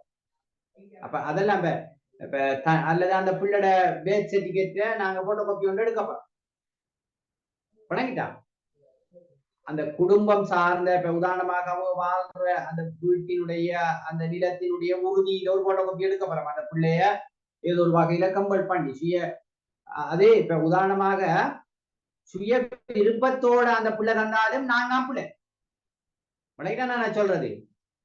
இப்ப அந்த பிள்ளட இப்ப வாழ்ற இடத்துக்குரிய அந்த வீட்டு நிலத்துக்குரிய உறுதி அதை நாங்க அந்த பிள்ளை மெல்ல விருப்பத்தோட அதுல ஒரு போட்டோ காப்பியோ அல்லது உண்மையான உறுதியோ எங்களுக்கு தருந்தால் அது கேஸா மாறிக்காம சொன்னால் அது சிறுவராக சிறுமியாக அதாவது இந்த சிறுவர் என்கிற வகுதிக்குள்ள அந்த பிள்ளை இருக்குமா சொன்னால் அந்த பிள்ளையில குற்றம் பிடிக்கப்படுவதை விட அதை எடுத்தவரெல்லாம் குற்றம் பிடிக்கப்படும். விளையாட சொல்றது அதாவது அதனால பாருங்க அதுல சுய விருப்புடனும் அந்தரங்க சுய விருப்புடனும் வழங்கினாலும் அதுல நாங்க தலையிட்டு அந்த விஷயங்களை நாங்க புரியலாம். இப்ப உதாரணத்துக்கு சொல்லுவோமே, உங்களோட அம்மாட போட்டோ எப்படியோ தாங்கிட்டு வாங்கி அந்த போட்டோவை நாங்க வேற ஆறாவது ஒரு ஆளோட இப்பானே நிறைய என்ன செய்யறாங்க லேசா ஆக்களோட எல்லாம் கொழுவி எல்லாம் அந்த போட்டோக்களை எல்லாம் என்ன செய்யலாம் எடிட் பண்ணி எல்லாம் எடுத்து ஒரு என்ன அவர கௌரவத்தை அந்த குடும்பத்துல கௌரவத்தை போகாட்டத்துக்கு ஒரு வேலையை செய்யறாரு என்றால் அது பாரிய குற்றமாக பார்க்கப்படும். அது அந்த பிள்ளான அந்த போட்டோவை கொண்டாந்து கொடுத்தாலும் என்ன நடக்குது, அந்த புள்ள தான் கொண்டு வந்து கொடுத்தாலும் அந்த போட்டோவை அந்த எடுத்தவர் தான் பிரதானமான என்ன மிகப்பெரிய குற்றவாளியாக அவர் என்ன செய்யலாம் சொன்னால் கணிக்கப்படுவார். விளங்கிட்டா? ஓகே. அவரது கௌரவமும் புகழும் தீங்கேற்பாடுமாறு தாக்கப்படலாகாது. அவ்வாறான தலையீடுகளிலும் தாக்கங்களிலும் இருந்து தடுத்துக் கொள்வதற்கு பிள்ளைக்கு சட்ட ரீதியான உரிமையும். அப்ப சில நேரம் இப்ப அந்த பிள்ளையோட கௌரவத்தை போக்குற வகையில சில விடயங்கள்ல ஈடுபடுறது அல்லது பிள்ளைக்கு நாங்க என்ன தண்டனைகள் என்ன வழங்குறது கூட அவ்வளவு பொருத்தமாக அமையாது. அந்த அதுக்கு அதாவது அந்த பிள்ளையோட குடும்ப கௌரவம், அந்த பிள்ளைக்குன்ற ஒரு சுய கௌரவம். இப்போ உதாரணத்துக்கு சொல்லுவோமே, அந்த பிள்ளையோட ஒரு என்ன ஏதோ ஒரு போட்டோவை கூட எடுத்து நாங்க என்ன செய்யலாம் சொன்னால் அதை பிள்ளையாக சித்தரித்து வெளியிடுவதெல்லாம் கடுமையான என்ன குற்றமாக கருதப்படும். அதெல்லாம் இதுக்குள்ள அடங்கும். சரிதான்? ஓகே. அது என்ன 16வது உறுப்புரை சொல்லு. அடுத்தது 17வது உறுப்புரை என்ன சொல்லுது? 17வது உறுப்புரை 17வது உறுப்புரை உரிய தகவல்களை பெறுதலுக்கான உரிமை. அது பற்றி பேசு. என்ன உரிய தகவல் என்றால் பிள்ளையின் ஆன்மீக தோற்ற நிலை நலன் தொடர்பான புத்தகங்களையும் ஆவணங்களையும் பெறுவதற்கான வழிகளையும் பிள்ளையினது உடல்சார் உளஞ்சார் சுகாதாரத்தின் ஊடாக தேசிய சர்வதேச மூலங்கள் உறுதிப்படுத்த வேண்டும். அரசாங்க அதிகாரிகள் அத்தகவல்களை வழங்குவதற்கு ஊடகத்தை ஊக்குவிக்க வேண்டும். என்னன்னா இப்ப சுகாதாரம் தொடர்பான சரிதானே ஏனைய உடல் சார்ந்த உளம் சார்ந்த இந்த பிரச்சனைகள் அல்லது அது சம்பந்தமான தீர்வுகள் அப்படியான விடயங்கள் பற்றிய தகவல்களை எல்லாம் தேடி அறிகின்ற உரிமை அந்த பிள்ளைக்கு இருக்கு. அப்ப தகவல்களை அது உள்நாடு சார்ந்ததாக இருக்கலாம், வெளிநாடு சார்ந்ததாக இருக்கலாம். சரிதானே? அப்ப அந்த விடயங்களை பெற்றுக்கொள்றதுக்கு அந்த பிள்ளைக்கு உரிமை இருக்கு. மட்டுமல்லாது இப்ப உதாரணத்துக்கு சிறுவர் உரிமைகள் சாசனம் என்ன சொல்லுது, அதுல இருக்கிற விஷயங்கள் என்னென்ன உரிமைகள் எங்களுக்கு இருக்கு என்று அந்த பிள்ளை கேட்குதாண்டால் அந்த உரிமைகளை அந்த பிள்ளை அறியறதுக்கு அந்த பிள்ளைக்கு அரசு அதிகாரிகள் கூட என்ன செய்யணும் சொன்னால் அங்க என்ன செய்யணும் வாய்ப்பளிக்கணும் அல்லது அதை பெற்றுக் கொடுக்கணும்ங்கிற விஷயம் வந்து இருக்கு. சரிதானே? ஓகே. அதோட இதுல இப்ப மீடியாக்கள் கூட பிள்ளைகளுக்கு தேவையான தகவல்களை வழங்குகின்ற நிறுவனங்களாக செயற்பட வேண்டும் ஒரு விஷயம் இருக்கு. சரியா? அப்ப அந்த பிள்ளைக்கு தேவையான தகவல்களை அந்த விடயங்களை வழங்குறதுக்காக உதாரணமாக சிறுவர் உரிமைகள் தொடர்பாக ரேடியோ ப்ரோக்ராம் அல்லது தொலைக்காட்சியில வர ப்ரோக்ராம்கள் அல்லது பத்திரிகைகள் சஞ்சிகைகள்ல அந்த பிள்ளைகளுக்கு தெளிவூட்டுறது. அதே மாதிரி இப்ப உதாரணத்துக்கு இன்னொரு விஷயத்தை சொல்றேன்னால் இந்த இப்ப குட் டச் பேட் டச் அப்படி ரெண்டு விஷயம் இருக்கா? அப்படி ஏதாவது சொல்லலாம். நல்ல தொடுகை கெட்ட தொடுகை. அப்ப அந்த நல்ல தொடுகை கெட்ட தொடுகை தொடர்பாக பிள்ளைகளுக்கு நாங்க என்ன செய்யலாமான்னு சொன்னால் பத்திரிகைகள்ல அல்லது சிறு சிறு என்ன அந்த வீடியோ கிளிப் அப்படியான விஷயங்கள்ல டிவி ப்ரோக்ராம்ல இடையில ஒரு அட்வர்டைஸ்மெண்ட் மாதிரி எல்லாம் எது பேட் டச் எது குட் டச் என்ன செய்யலாம் பிள்ளைகளுக்கு அது மீடியாக்கள் வழங்கலாம். இப்ப உங்களுக்கு தெரியும் இந்த சிறுவர் உரிமைகள் சாசனத்தில் இருக்கின்ற அந்த உறுப்புரைகளை அடிப்படையாக கொண்டு ஒரு அந்த அந்த டாம்பளையாருன்னு தானே சொல்றது அந்த இப்படி அந்த என்னது அந்த ஏணி இருக்கும் அந்த பாம்பு இருக்கும் சறுக்கினா அந்த கீழே வாரது அந்த பாம்பு இருந்தா ஏணி இருந்தா மேலுக்கெல்லாம் ஏறி போறது அந்த இலக்கங்கள்ல அந்த அந்த ஒவ்வொரு ஊர்ல ஒன்று சொல்லுவாங்களே அதுக்கு அந்த குடுகுடா எங்க பாம்பு பட்டுன்னு சொல்லுவாங்க சார். என்னன்னு தெரியாது அந்த டாம்பளையாரே அதுல அப்படி வச்சுமா அந்த குளிக்கிட்டு போட்டோன்னே எத்தனை இலக்கம் வருது அந்த நம்மளோட இதுதானே என்னது அந்த என்னன்னு சொல்றதுக்கு அந்த அந்த ஒன்று ஒரு பக்கம் அந்த ஒரு குத்து மட்டும் இருக்கும் மற்ற பக்கம் 2 3 4 6 வரைக்கும் இருக்குமே அது ஒரு அந்த தாயக்கட்டை. Very good. தாயக்கட்டை அதை குளிக்கிட்டு தானே அப்படி செய்வாங்க. அப்படி ஒரு அந்த விளையாடுற அந்த விளையாட்டுல அந்த ஒவ்வொரு கட்டத்திலையும் சரிதானே அந்த அந்த வேணியில ஏறுற அந்த கட்டம் அல்லது அந்த பாம்புல வலிக்கு வந்து இருக்கிற அந்த கட்டங்கள்ல ஒவ்வொரு சிறுவர் உரிமைகளையும் அப்படி அச்சடிக்கப்பட்டு அப்படி ஒரு அந்த அந்த ஒரு அட்டை ஒன்றை நீங்க எங்க பார்த்திருக்கீங்களா? எங்க யாரும் கண்டிருக்கீங்களா நீங்க? என்ன இது சிறுவர் அபிவிருத்தி சிறுவர் பாதுகாப்பு அப்படி சாய்ந்துக்கிட்டு தனிய டிஎஸ் ஆபீஸ்ல இருக்கு தானே பல ஆபீசர்ஸ் இருக்காங்க. கிட்டத்தட்ட நான் அன்றைக்கு பார்த்தேன்னு ஒரு 6-7 ஆபீசர்ஸ் இருக்காங்க. ஏர்லி சைல்ட்ஹுட் சரிதானே டெவலப்மெண்ட் ஆபீசர் என்ற ஒரு ஆள் இருக்கார். சைல்ட் ப்ரமோஷன் சரிதானே அதாவது சிறுவர் நன்னடத்தை உத்தியோகத்தர் என்ற ஒரு ஆள் இருக்கார். அதே போல சிறுவர் பாதுகாப்பு அபிவிருத்தி உத்தியோகத்தர் இருக்கார். அப்படி கொஞ்சம் பேர் எல்லாம் இருக்காங்க. அப்படியான நிறுவனங்களால இப்படி பாடசாலைகள் அங்க பிள்ளைகளுக்கு அப்படி வழங்கப்பட்ட நான் சொன்ன இப்படியான அந்த என்ன அந்த விளையாட அப்ப அந்த பிள்ளைகள் விளையாடக்குள்ள அந்த உரிய இடத்துல அந்த விஷயத்தை வாசிச்சு அந்த பிள்ளை அந்த இது நமக்குரிய உரிமை என்பதை அந்த பிள்ளை அறிந்து கொள்வதற்கான ஒரு ஏற்பாடு. அந்த அட்டை ஒன்று என்கிட்ட இருந்தது மாடலுக்கு நான் ஒன்று எடுத்து வச்சிருந்தேன்.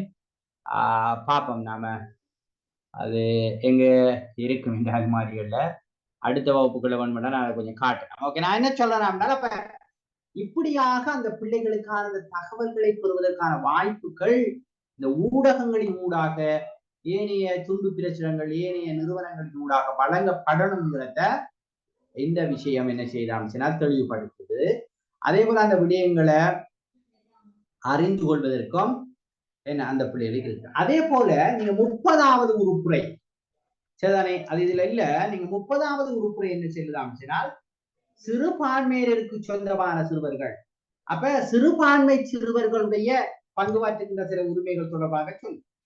அதுல என்ன சொல்லுதாம் அந்த 30வது உறுப்புரை சிறுபான்மையினத்துக்கு சொந்தமான சிறுவர்களுக்கு தங்களுடைய கலாச்சாரத்தை அனுபவிப்பதற்கும் தங்களுடைய சமயத்தை அனுஷ்டிப்பதற்கும் தன்னுடைய மொழியை பாவிப்பதற்கும் உரிமை உண்டு. விளங்கிட்டா? அது தந்த மொழியை பாவித்தல் என்பது அந்த ஒரு பங்கு பற்றுகின்ற உரிமை தானே. தந்த சமயத்தை பின்பற்றுவது, தந்த கலாச்சாரத்தை பின்பற்றுவது, அத இந்த 30வது உறுப்புரை வலியுறுத்தும். 30வது உறுப்புரை என்ன சொல்லுதுன்னு சொன்னால், சிறுபான்மை இனத்தைச் சேர்ந்த பிள்ளைகளுடைய சமய கலாசார மொழி பற்றிய என்ன இந்த விஷயத்த அது தெளிவுபடுத்துவதை நாங்க பார்க்கலாம். அதே போல இப்ப 40வது உறுப்புரை என்ன சொல்லுதாம் சொன்னால், இந்த சிறுவர்களும் சட்டம்ங்கிற ஒரு விஷயத்தை சொல்லு.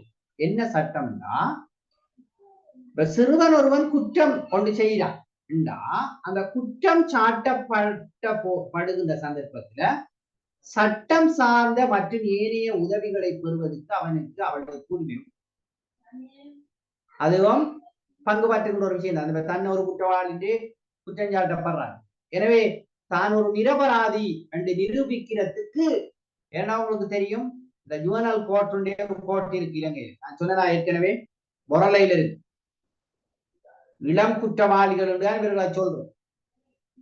அதாவது 18 வயதுக்குட்பட்டவர்கள் குற்றச் செயல்களில் ஈடுபட்டால் அவர்களை விசாரிக்கிறதுக்கும் அவர்களுக்கான அந்த சட்ட ஏற்பாடுகளும் என்பது வேறு. இப்ப சாதாரணமான சிவில் சட்டத்தின் ஊடாக அல்லது இந்த கிரிமினல் லோ சரிதான குற்றவியல் சட்டத்தின் ஊடாக அவர்கள் தண்டிக்கப்பட மாட்டார்கள் அல்லது அதற்கான ஏற்பாடுகளை விட அப்ப அந்த ஜுவனல் கோர்ட்லாம் என்ன செய்யப்படுவாங்களாம் சொன்னால் விசாரிக்கப்படுவாங்க.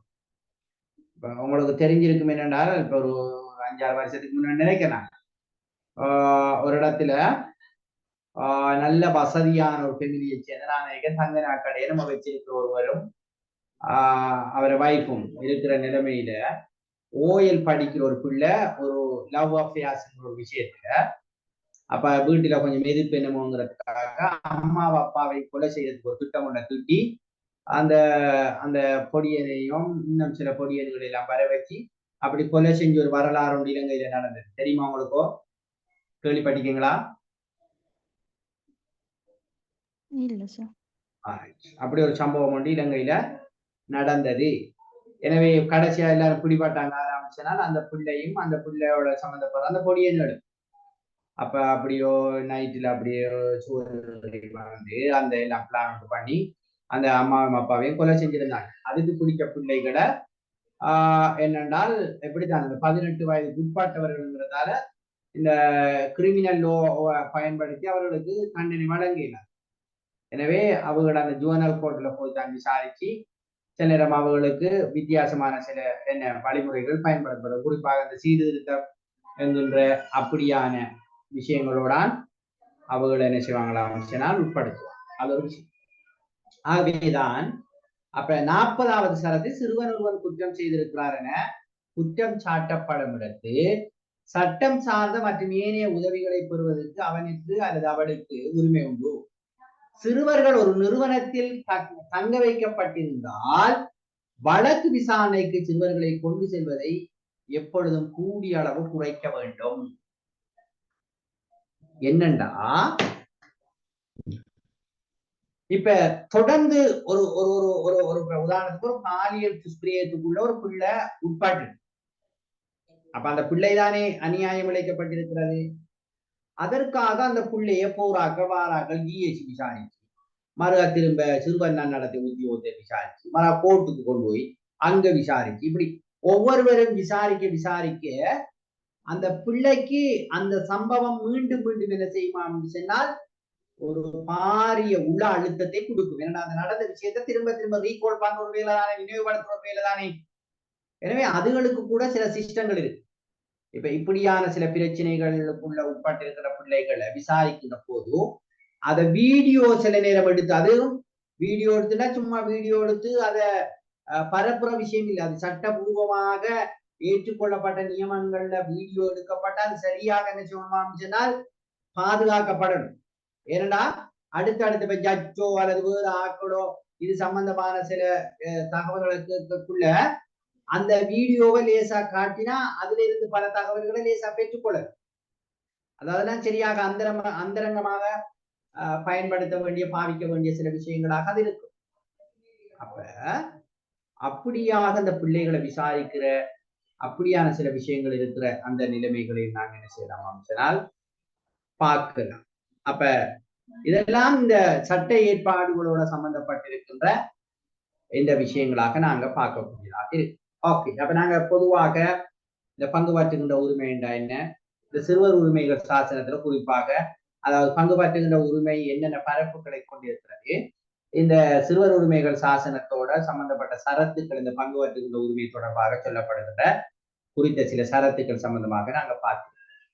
இப்ப நாங்க வருவோம் பாடசாலை கல்வி, இந்த கல்வி நிறுவனங்கள் இதுகளோட சம்பந்தப்படுகின்ற பிள்ளைகளுடைய பல்வேறு விதமான பங்கு பற்றுகின்ற உரிமையான அம்சங்கள் இருக்கு. இப்ப உதாரணமாக பாடசாலையை நாங்க எடுத்துக்கொண்டோம் சொன்னால், இப்ப உதாரணமா எந்த பாடத்துக்கு நீ இருக்கப்பட ஓடு நாங்க பிள்ளைய விரை செய்யலாம் தெரியுமா? சில டீச்சர்ஸ் பனிஷ்மெண்ட் மாதிரி அப்படி செய்வாங்களே. இப்ப ஏதாவது இப்ப ஒரு அது இப்ப பிள்ளைகளை விரட்டுறதுக்கு சில நேரம் இப்ப ஒரு ஹோம்ஒர்க்கை செஞ்சுக்கு வரல அல்லது ஏதாவது செஞ்சுக்கு வரலன்னு சொல்லி சில இதுகளை நாங்க செய்யலாம்.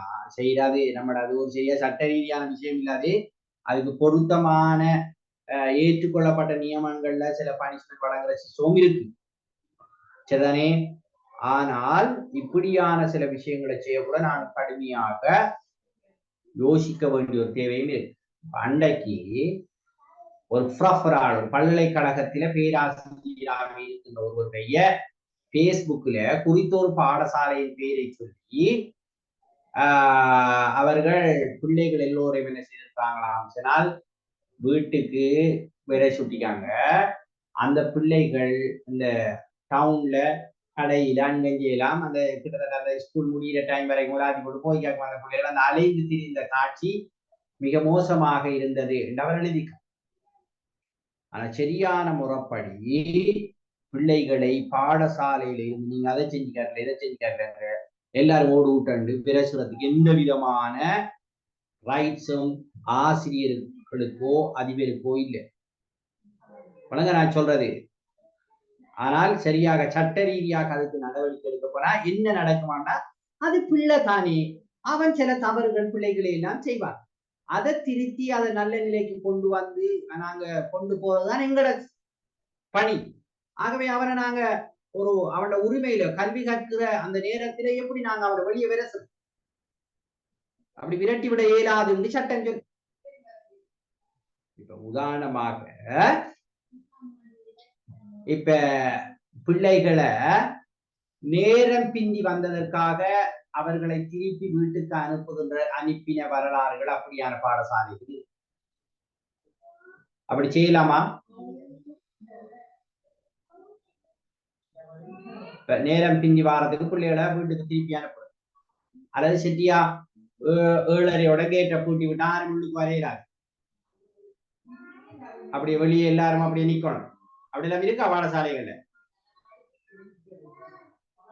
என்ன ஆனா அது சரியா பிள்ளையா?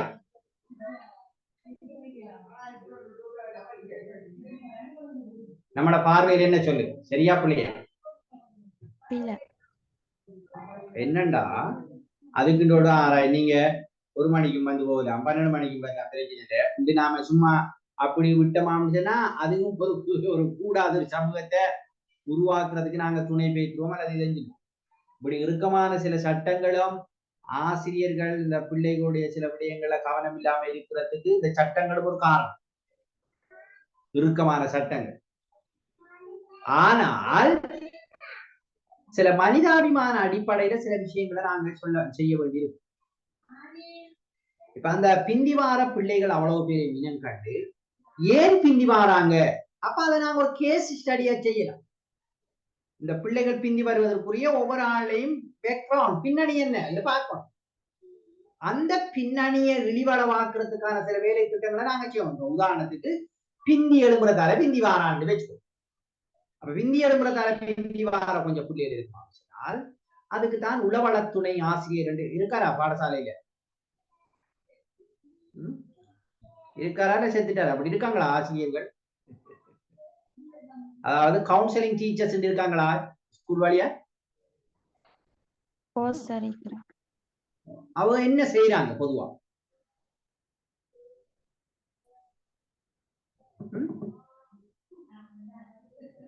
அதாவது பாடசாலையில பெரும்பாலான பாடசாலையில கவுன்சிலிங் டீச்சர் அப்பாயின்மெண்ட் இருந்தாலும் கற்றல் கற்பித்தல் செயற்பாட்டுலாம் அதிக அளவு ஈடுபடுறாங்க. டைம் டேபிள் போட்டு அப்படி கொடுத்தீங்க அப்படியா? ஒரு சில பாடசாலைகள்ல சில யூனிட் அப்படி எல்லாம் இருக்கு. அந்த தகவல்களை ஓபிசிக்கு வழங்குற அப்படியான வேலை மிக மிக மகத்தான பணி. ஒரு பாடசாலையில இந்த பிள்ளைகளை நெறிப்படுத்துகின்ற வேலைகளை செய்யும். அதை செய்யறதுக்கு அந்த டெக்னிக்குள்ளான அந்த நுணுக்கங்களை நாங்க சொல்லணும் பயன்படுத்தும். பிள்ளைகள் தவறுகள் எல்லாம் செய்யும் தான். ஆனால் அதை திருத்துகின்ற பணியை நாங்க ஒரு முறையான அடிப்படையில செய்வோம் சொன்னால் இப்ப நான் ஜனாதிபதி பாலிகா மகா வித்யாலயத்துக்கு கோல்டரிக் அதுக்கு அது தெரியுமா? காலியில ஜனாதிபதி பாலிகா மகா வித்யாலயம் ஒரு ஸ்கூல் இருக்கு. Gold Sinhala school. அது ஒரு மிச்சம் நிறைய மாடர்னான சில விஷயங்கள் இருக்கு. ஒரு பாடசாலைன்னுட்டு ஒரு தடவை ஒரு அந்த ஜோனல் டிரெக்டர், டிப்யூட்டி டிரெக்டர்ஸ் அப்படி நிறைய பேர் அப்படி ஒரு என்ஜிஓட ஒரு ஒரு செட்டப்ல அப்படி போன இடத்த அப்ப அதுல நானும் அவங்களோட சேர்ந்ததிலேயே அந்த ஸ்கூல்ல காலையில இருந்து அந்த பாடசாலை கலையும் வரைக்கும் அந்த நாளாந்தம் அந்த பாடசாலையில எப்படியான செயற்பாடுகள் இடம்பெறுகிறது முழுவதையும் பார்க்கிறான் எங்கட பயணத்துல நோக்கம். அப்ப ஏர்லி ஹைஸ்கூல் ஆரம்பிக்கிறதுக்கு முன்னே அந்த பாடசாலைக்கு நாங்க போய் சேர்ந்தோம். அப்போ ஒரு 7 மணியில இருந்து அந்த அந்த ஒரு சின்ன மழை தூறல் ஒரு 7 அந்த டைம்ல தூர தொடங்கி ஒரு ஒரு பாரிய உரத்த மழையும் இல்லை. ஆனா ஒரு ஆள் நலைவர் அந்த மலைக்குள்ள கூட இல்லாம வந்தார். அப்ப இந்த பிள்ளைகள் எல்லாம் மிக வேகமாக வார நேரம் ஒரு ஒரு 10க்குட்பட்ட பிள்ளைகள் நினைக்கிற ஒரு 8-9 பிள்ளைகள் இருக்கணும்.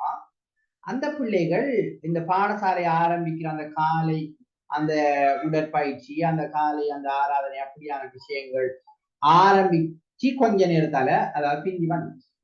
அப்ப அந்த பிள்ளைகள் ஒரு ஓரத்துல அப்படியோ என்ன செய்தி காமிச்சா பாடசாலைக்குள்ளுக்கு தான் அப்படியோ அந்த பேக்கெல்லாம் பின்னுக்கு போட்ட மாதிரி அப்படி ஒரு 7-8 பிள்ளைகள் அப்படி நின்றாங்க. அப்ப அந்த காலை அந்த ஆராதனை அந்த விஷயங்கள் எல்லாம் முடிஞ்சதுக்கு பிறகு எல்லாரும் வகுப்பறைக்கு போகல. அவடத்துல ஒரு டீச்சர் வந்து அந்த பிள்ளைகள் அவ்வளவு பேரையும் ஒரு பக்கம் கூட்டிட்டு போனேன். நான் அதை கொஞ்சம் கடுமையா அவதானிச்சேன்.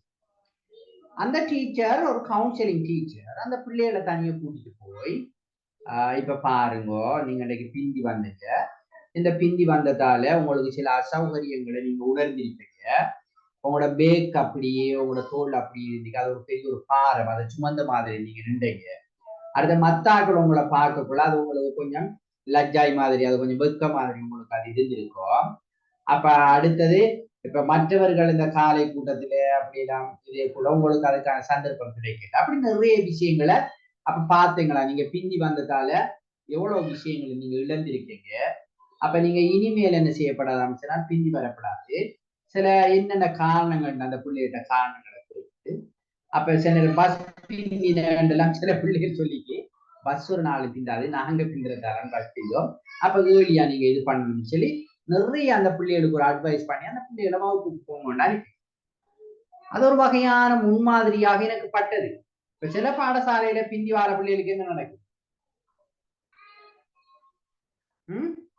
பனிஷ்மெண்ட் கொடுக்கணுங்க சார். பனிஷ்மெண்ட்ண்டா முந்திண்ட அடிப்பாங்க, இப்ப அடிக்கிறல்ல என்னமாலும் ஒரு கிளீனிங் வேலை அப்படி என்னமாலும் கொடுப்பாங்க. அதுவும் ஒரு வகையில அந்த பிள்ளைகளை திருத்துறதுக்காக அதுவும் ஒரு அளவு ஏற்றுக்கொள்ளப்படலாம் தான். இப்ப உதாரணமா ஹோம்ஒர்க் செய்யாம வந்தவருக்கு இன்டர்வல் டைமுக்கு நீங்க இந்த ஹோம்ஒர்க்கை செஞ்சு தரணும் சொல்லி கூட சில இதுகளை செய்யலாம். ஆனால் அந்த இன்டர்வல் டைம்ல அந்த பிள்ளை சாப்பிடுற உரிமைய பறிச்சிடாம அது செய்யப்படணும். அல்லது நீங்க இப்ப உதாரணமாக கற்று ஒன்று எழுதிக்காரு ஒரு பிள்ளை, அப்ப நீங்க 5 கற்றுகள் எழுதி தரணுங்கிறதெல்லாம் ஒரு வித்தியாசமான தண்டனைகள் சரிதானே? அப்படி சில இதுகளை சில நேரம் அது ஒரு வித்தியாசமா தான் அந்த பிள்ளைகளை ஹேண்டில் பண்ண வேண்டிய ஒரு தேவை இருக்கும். அப்ப இந்த இப்படி சில நேரம் இப்ப நாங்க எடுத்த எடுப்பிலே தண்டனை அல்லது இந்த அடிக்கிற அப்படியான விஷயங்களுக்கு குறைஞ்சிருக்கு தானே. அப்ப ஒரு காலத்தில நான் கடுமையா செஞ்சாங்க. அதுகளுக்கு போறதுக்கு முன்ன இப்படி அந்த பிள்ளைகளை பேக்ரவுண்ட் என்ன, ஏன் அந்த பிள்ளைகளை அப்படி செய்து செல்ல பார்த்து அதுக்கு அந்த பிள்ளைகளை வழிபடுத்தினா இன்னும் அது ஒரு பொருத்தமாக இருக்கும் என்று நான் நினைக்கிறேன். ஓகே, இப்ப 8:30 அப்படியா டைம்? என்ன 8:30 ரைட். உங்களுக்கு ஒரு 10 நிமிடம் பாருங்க. நீங்க என்ன செய்யுங்கன்னால் இந்த பிள்ளைகளுடைய பங்கு பற்றுகின்ற உரிமையில ஆசிரியருடைய கடப்பாடு, ஆசிரியர கடமைகள் இப்படிதான் சில கேள்விகள் எல்லாம் வரும். அப்ப சிறுவர் உரிமையில குறிப்பாக பங்கு பற்றலுக்கான உரிமை தொடர்பில் ஆசிரியருடைய கடமைகள் என்ற பாடசாலைக்குள்ளேதான் சரிதானே, குறிப்பாக பாடசாலை கற்றல் கற்பித்தல் விடயங்கள்ல ஆசிரியருடைய கடமைகள் அல்லது கடப்பாடு என்னன்னு ஒரு 5 விடயங்களையும் நீங்க என்ன செய்யலாம் சொன்னால் கொஞ்சம் குறிச்சிடுங்க. ஒரு 10 நிமிஷம். அதுக்கு பிறகு நாங்க அதை கொஞ்சம் டிஸ்கஸ் பண்ணுவோம். இன்னைக்கிட்டே சில விஷயங்கள் இருக்கு, நீங்க என்னத்தை கொண்டு வாரீங்கன்னு பாப்போம். சரிதானே? நான் சொன்னது வழங்கிட்டா? பிள்ளைகளுடைய பங்கு பற்றுவதற்கான தொடர்பில் பிள்ளைகளுடைய பங்கு பற்றலுக்கான உரிமைகள் தொடர்பில் ஆசிரியரின் என்ன கடமைகள், ஒரு 5 கடமை எழுதுங்க. என்னென்ன விஷயங்களை அவர் கட்டாயம் கவனத்தில் எடுத்து செய்யணுங்கிற விஷயம். ஓகே, சரியா? 8 என்ன போட்டிக்கு நாங்க என்ன செய்வோம் சொன்னால் திரும்ப இது பண்ணுவோம். நீங்க அதுல கொஞ்சம் யோசிச்சு தோத்துடுங்கப்பா.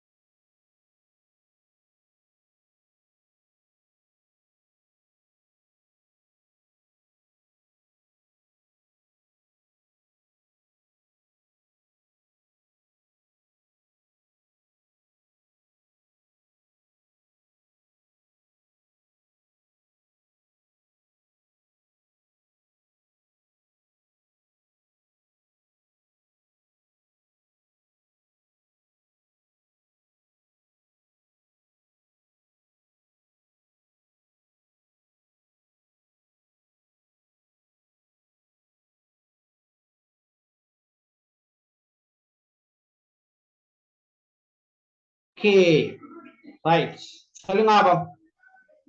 அதாவது இந்த பங்கு பற்றுகின்ற உரிமையில ஆசிரியர் என்ன கடமைகளை சொல்லணும், அல்லது அவருடைய கடப்பாடுகள் என்ன? நான் பேசுறது வழங்குதானே? ஓ சார். சொல்லுங்கம்மா சாரா. ஆசிரியர் நேரத்துக்கு வகுப்புக்கு பங்கு பற்றணும். ஆசிரியர் நேரத்துக்கு போகணும்னு சொல்றீங்க அப்படின்னு சொன்னா அந்த டைம் டேபிள் டைமுக்கு சில நேரம் லேட் ஆகுதுதானே சார். அப்படி இல்லாம கிளாஸ் ரூமுக்கு டைமுக்கு போகணும் சார். ஆசிரியர் ஒவ்வொரு பிள்ளைகளுடையும் தனிப்பட்ட திறமைகளை விளங்கிக்க வேணும். அதே மாதிரி சில வேளை ஒரே திறமை பல பிள்ளைகள்கிட்ட இருக்கும். அப்படியான சந்தர்ப்பங்கள் வரும் பொழுது போட்டிகளை வைக்க போக்கல சார், அவங்கள அந்த ஒரே திறமை பல பிள்ளைகள்கிட்ட போக்கல அவங்களுக்குள்ள இருந்து மிகவும் திறமையானவரை தெரிவு செய்யக்கூடியவராக ஆசிரியர் இருக்க வேண்டும். அதுல நம்மளோட டீச்சர்ஸ் நிறைய தவறுகளை செய்யறாங்க. இப்ப அதுல இப்ப கொஞ்சம் வசதி படைச்சு அல்லது டீச்சர்ஸ் பிள்ளைகள் வேற ஏதாவது உயர் மதிப்புள்ளாக்களை தெரிவு செய்யறது, மத்தாக்களை கொஞ்சம் டேலண்ட் இருந்தும் எடுக்காம இருக்கிற வரலாறுகள் எல்லாம் நிறைய இருக்கு நம்ம பாடசாலை. அதே நேரம் திறமையான மாணவர்களுக்கு முன்னுரிமை வழங்க வேண்டும் சார். அடுத்தது பின் வரிசை இழைப்பாங்க தானே சார் சில நிறைய பேர், அந்த அப்படியானவங்களை முன்னுக்கு எடுக்கிறதுல ஆசிரியர் நிச்சயம் பங்காற்ற வேணும். எப்படின்னா கேள்விகளை எழுப்ப வேணும், அவங்களுக்கு விடை செல்லக்கூடிய மாதிரியான கேள்விகளை தான் அவங்கள்ட்ட கேட்க வேணும். அப்படி அவங்களை முன்னுக்கு எடுக்க வேணும். அதே மாதிரி மாணவர்களை அந்த ஆசிரியரே போர்டுல இப்ப மேத்ஸை பொறுத்த வரையில ஆசிரியரே செய்யாம மாணவர்களை வர வச்சு போர்டுக்கு அவங்கள்ட்ட இப்போ ஒரு கணக்கை கொடுத்து மாணவர்களை வர வச்சு அவங்களே செஞ்சு மாணவர்களுக்கு தெளிவுபடுத்தக்கூடியவர்களாக ஆசிரியர் மாணவர்களை மாத்தணும் ஆசிரியர். மாணவர்களது பிரச்சனைய அறிந்து அவர்களுடைய பிரச்சனையை தீர்த்து வைக்கக்கூடியவரா இருக்கணும். இப்ப நீங்க சொன்ன அந்த பிள்ளைகளை போர்டுக்கு எடுத்து படிப்பிக்கிறேன்னு நீங்க சொன்னீங்கன்னே, எக்காடேல் என்கிற ஒருவருடைய ஹார்ன் ஆஃப் எக்ஸ்பீரியன்ஸ் அனுபவ கூம்புன்ற ஒரு விஷயம் இருக்கு. கற்றல் கற்பித்தல் எப்படி நடைபெறுதுங்கிற விஷயத்தை விளக்குற ஒரு விஷயம். அதை நீங்க வேணுமெண்டா நீங்க ஹார்ன் ஆஃப் எக்ஸ்பீரியன்ஸ் நீங்க அடிச்சு பாருங்க. எக்காடேல் அனுபவ கூம்பு, அது எக்காடேல்ல ஹார்ன் ஆஃப் எக்ஸ்பீரியன்ஸ் நீங்க பார்க்கலாம். பார்த்தீங்கன்னா அதுல அப்ப ஒரு பிள்ளைக்குடைய கற்றல் எந்த அளவு அந்த பிள்ளைக்குள்ள உள்வாங்கப்படுகிறதுங்கிறதுக்கு பல விஷயங்களை வச்சு அதுல அவர் ஒரு கூம்பு வடிவத்துல அதுல சில விஷயங்களை சொல்றார். இப்ப வாசிப்பதன் ஊடாக அல்லது ஆசிரியர் சொல்றதை கேட்பதன் ஊடாக அப்படியெல்லாம் சொல்லிட்டு ஆக கூட 90% மேல ஒரு பிள்ளைக்கு கற்றல் உள்வாங்கப்படும் எப்படியான்னு சொன்னால் டீச் அதர்ஸ் இருக்காது, மற்றவர்களுக்கு கற்பித்தல். எனவே இந்த பிள்ளை மைய கற்பித்தல்ல மிக முக்கியமான ஒரு விஷயம் தான் நீங்க சொல்றது. இந்த மற்ற பிள்ளைகளை படிப்பிக்க வைக்கிற அவர் நீங்க சொல்ற மாதிரி என்ன போர்டுக்கு எழுத சொல்ல அப்படியான சில விஷயங்கள் இருக்கு. ஓகே, இப்ப நாங்க இந்த பங்கு பற்றுகின்ற உரிமையில ஆசிரியரோட கடப்பாடுகள் வேற என்ன சொல்லலாம்? சொல்லுங்க. மாணவற்ற ஒவ்வொரு செயற்பாட்டையும் ஆசிரியர் அவதானிக்கணும். அவற்றை நடத்த பழக்க வழக்கங்கள் எல்லாம் அவதானிச்சு அதுல நல்ல விஷயங்கள் கெட்ட விஷயங்கள், இந்த விஷயங்கள் தவறு, இது செய்யப்படாது அப்படின்றவருக்கு அறிவுரை செய்யணும். ஓகே, அது தவிர வேறு ஏதாவது? சாமலியா இல்ல சமலியா இருக்கீங்களா?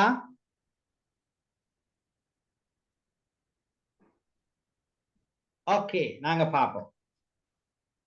சரிதானே? இங்க பாருங்க, பங்கு பற்றல் உரிமை மீதான ஆசிரியருடைய கடப்பாடுகள் கொண்டு வகுப்பறையில் நட்புகளை பேணுவதற்கு பிள்ளைக்கு உரிமை உண்டு என்பதனையும் வித்தியாசமான கலந்துரையாடல்களில் அவரது அவதானத்தை பெறுதலையும் விளங்கிக் கொள்ள. அதாவது என்னன்னா, இப்ப சேர்ந்திருத்தலுக்கான உரிமை பிள்ளைகளுக்கு இருக்கு. அப்ப இங்க நட்புன்னு சொல்றது நாங்க அந்த லவ் ஆஃப் யாஸ்ங்கிற ஒரு விஷயம் இல்லாதே, அப்ப குழுக்களாக பிள்ளைகள் தனக்கு என்ன அந்த விருப்பமான பிள்ளைகளோடு சேர்ந்து இருப்பதற்கான உரிமையை நாங்க என்ன சொல்லணும் மதிப்போம். அதே போல பிள்ளையின் பங்குபற்றில் ஒருபோதும் மறுக்க வேண்டாம் என்றால் எல்லா சந்தர்ப்பத்திலையும் பிள்ளைக்கு பங்கு பற்றுவதற்கான வாய்ப்புகள் வழங்கப்படணும். அது கற்றல் கற்பித்தல் சங்கத்தில் இப்ப உதாரணமாக ஏதாவது ஒன்றை முன்வைப்பு செய்யறங்கிற போதோ ஒரு குரூப்ல இருந்து ஒருவர் வாரண்டாலும் அது ஜனநாயக ரீதியில வரணும். அடுத்தது எப்பயும் அந்த குரூப்ல இருந்து ஒரே ஆள் தான் வாரங்கிற விஷயத்தையெல்லாம் நாங்க கொஞ்சம் கருத்துல கொள்ளணும். அப்படி ஒரே ஆளுக்கு சான்ஸை கொடுக்காம எல்லாருக்கும் சான்ஸ் கொடுக்குற ஒரு விஷயம் இருக்கணும். அது கற்றல் கற்பித்தல் செயல்பாடு. சார் அந்த மானிட்டர் தெரிவு செய்யறது நல்ல விஷயம். அதுல கூட இப்ப என்னென்றால் அந்த நீங்க சொல்ற மாதிரி மாதத்துக்கு ஒரு ஒரு ஒரு ஒரு மானிட்டர் என்ன செய்யலாமா சொன்னா நாங்க தெரிவு செய்யலாம். அதே மாதிரி மாணவர் மன்ற தலைவரை தெரிவு செய்வாங்க சார். ஒரு 2-3 மன்றங்களுக்கு இடையில ஒரு தலைவர் மாறுவாங்க செயலாளர். அப்ப அதுல கூட நாங்க என்ன செய்யலாம், இந்த மாறி மாறி வருவதற்கான வாய்ப்புகள் வழங்கப்படும். ஏனென்றா இப்ப நான் முன்னொரு தரம் உங்கள்கிட்ட கதைச்சேன், இந்த போடியம் சம்பந்தமா கதைச்சேன். அவங்கள்ட்ட ஒரு பிரைவேட் ஸ்கூல் ஒன்றுக்கு நான் போனதாங்க இந்த போடியம் நாங்க பேசுறதுக்கு முன்னுக்கு வச்சு பேசுவாங்க. அந்த போடியம்னு தானே சொல்லுவோம். அது நான் சொன்னா நான் ஒரு ஒரு ஒரு ஒரு அகாடமி ஒன்று தான். அது அங்க நர்சரி டீச்சர்ஸ் டிப்ளோமாவை நடத்துவாங்க. அதுல இன்டர்நேஷனல் ஸ்கூல் இருக்கு, வேற இந்த ப்ரொஃபஷனல் சம்பந்தமான கோர்சஸ் எல்லாம் அங்க இருக்கு. அப்ப நான் அங்க ஒரு லெக்சர் பண்றதுக்கு பல தடவை போயிருக்கிறேன். இப்பயும் இருந்துட்டு அங்க போவேன். அப்ப அங்க கூப்பிட்டு இடத்த போனேன். போன இடத்த அந்த சின்ன போடியம் ஃப்ரெண்ட் ஒன்று அங்க இருந்ததை கண்டேன். எனக்கு விளங்கிட்டு என்னத்துக்கு அந்த அதுல அந்த டிரெக்டர்கிட்ட கேட்டேன், இது என்னத்துக்கு பாவிக்கீங்கன்னு. அவர் சொன்னாரு, இது எங்களோட எல்லா வகுப்பறையிலும், அது ஒரு இன்டர்நேஷனல் ஸ்கூல் இருக்கிற அந்த இது கீழுக்கு மேலுக்கு தான் ப்ரொபோஷனல் கேம்பஸ். அப்ப எல்லா வகுப்பறையிலையும் அது இருக்கு. என்னென்றால் இப்ப மை செல்ஃப் இப்ப அதை சொல்றதுக்கு அந்த பிள்ளை வந்து அந்த போடியத்துல நின்று சொல்லும். இப்ப நாங்க சும்மா நம்மட கவர்மெண்ட் ஸ்கூலை பார்ப்போம். இப்ப ஒரு கதை ஒன்றை பொருத்தமான முறையில் முன்வைப்பார், அல்லது என்னென்ன 3 வசனங்களை சரியாக என்ன பேசுவார் என்றெல்லாம் தேர்ச்சிகள் இருக்கு. அப்படி கிரேட் 3 அப்படி இப்படி எல்லாம் அந்த என்ன அந்த அத்தியாவசிய கற்றல் தேர்ச்சிகள்ங்கிற அடிப்படையில அப்படியான விஷயங்கள் எல்லாம் இருக்கு.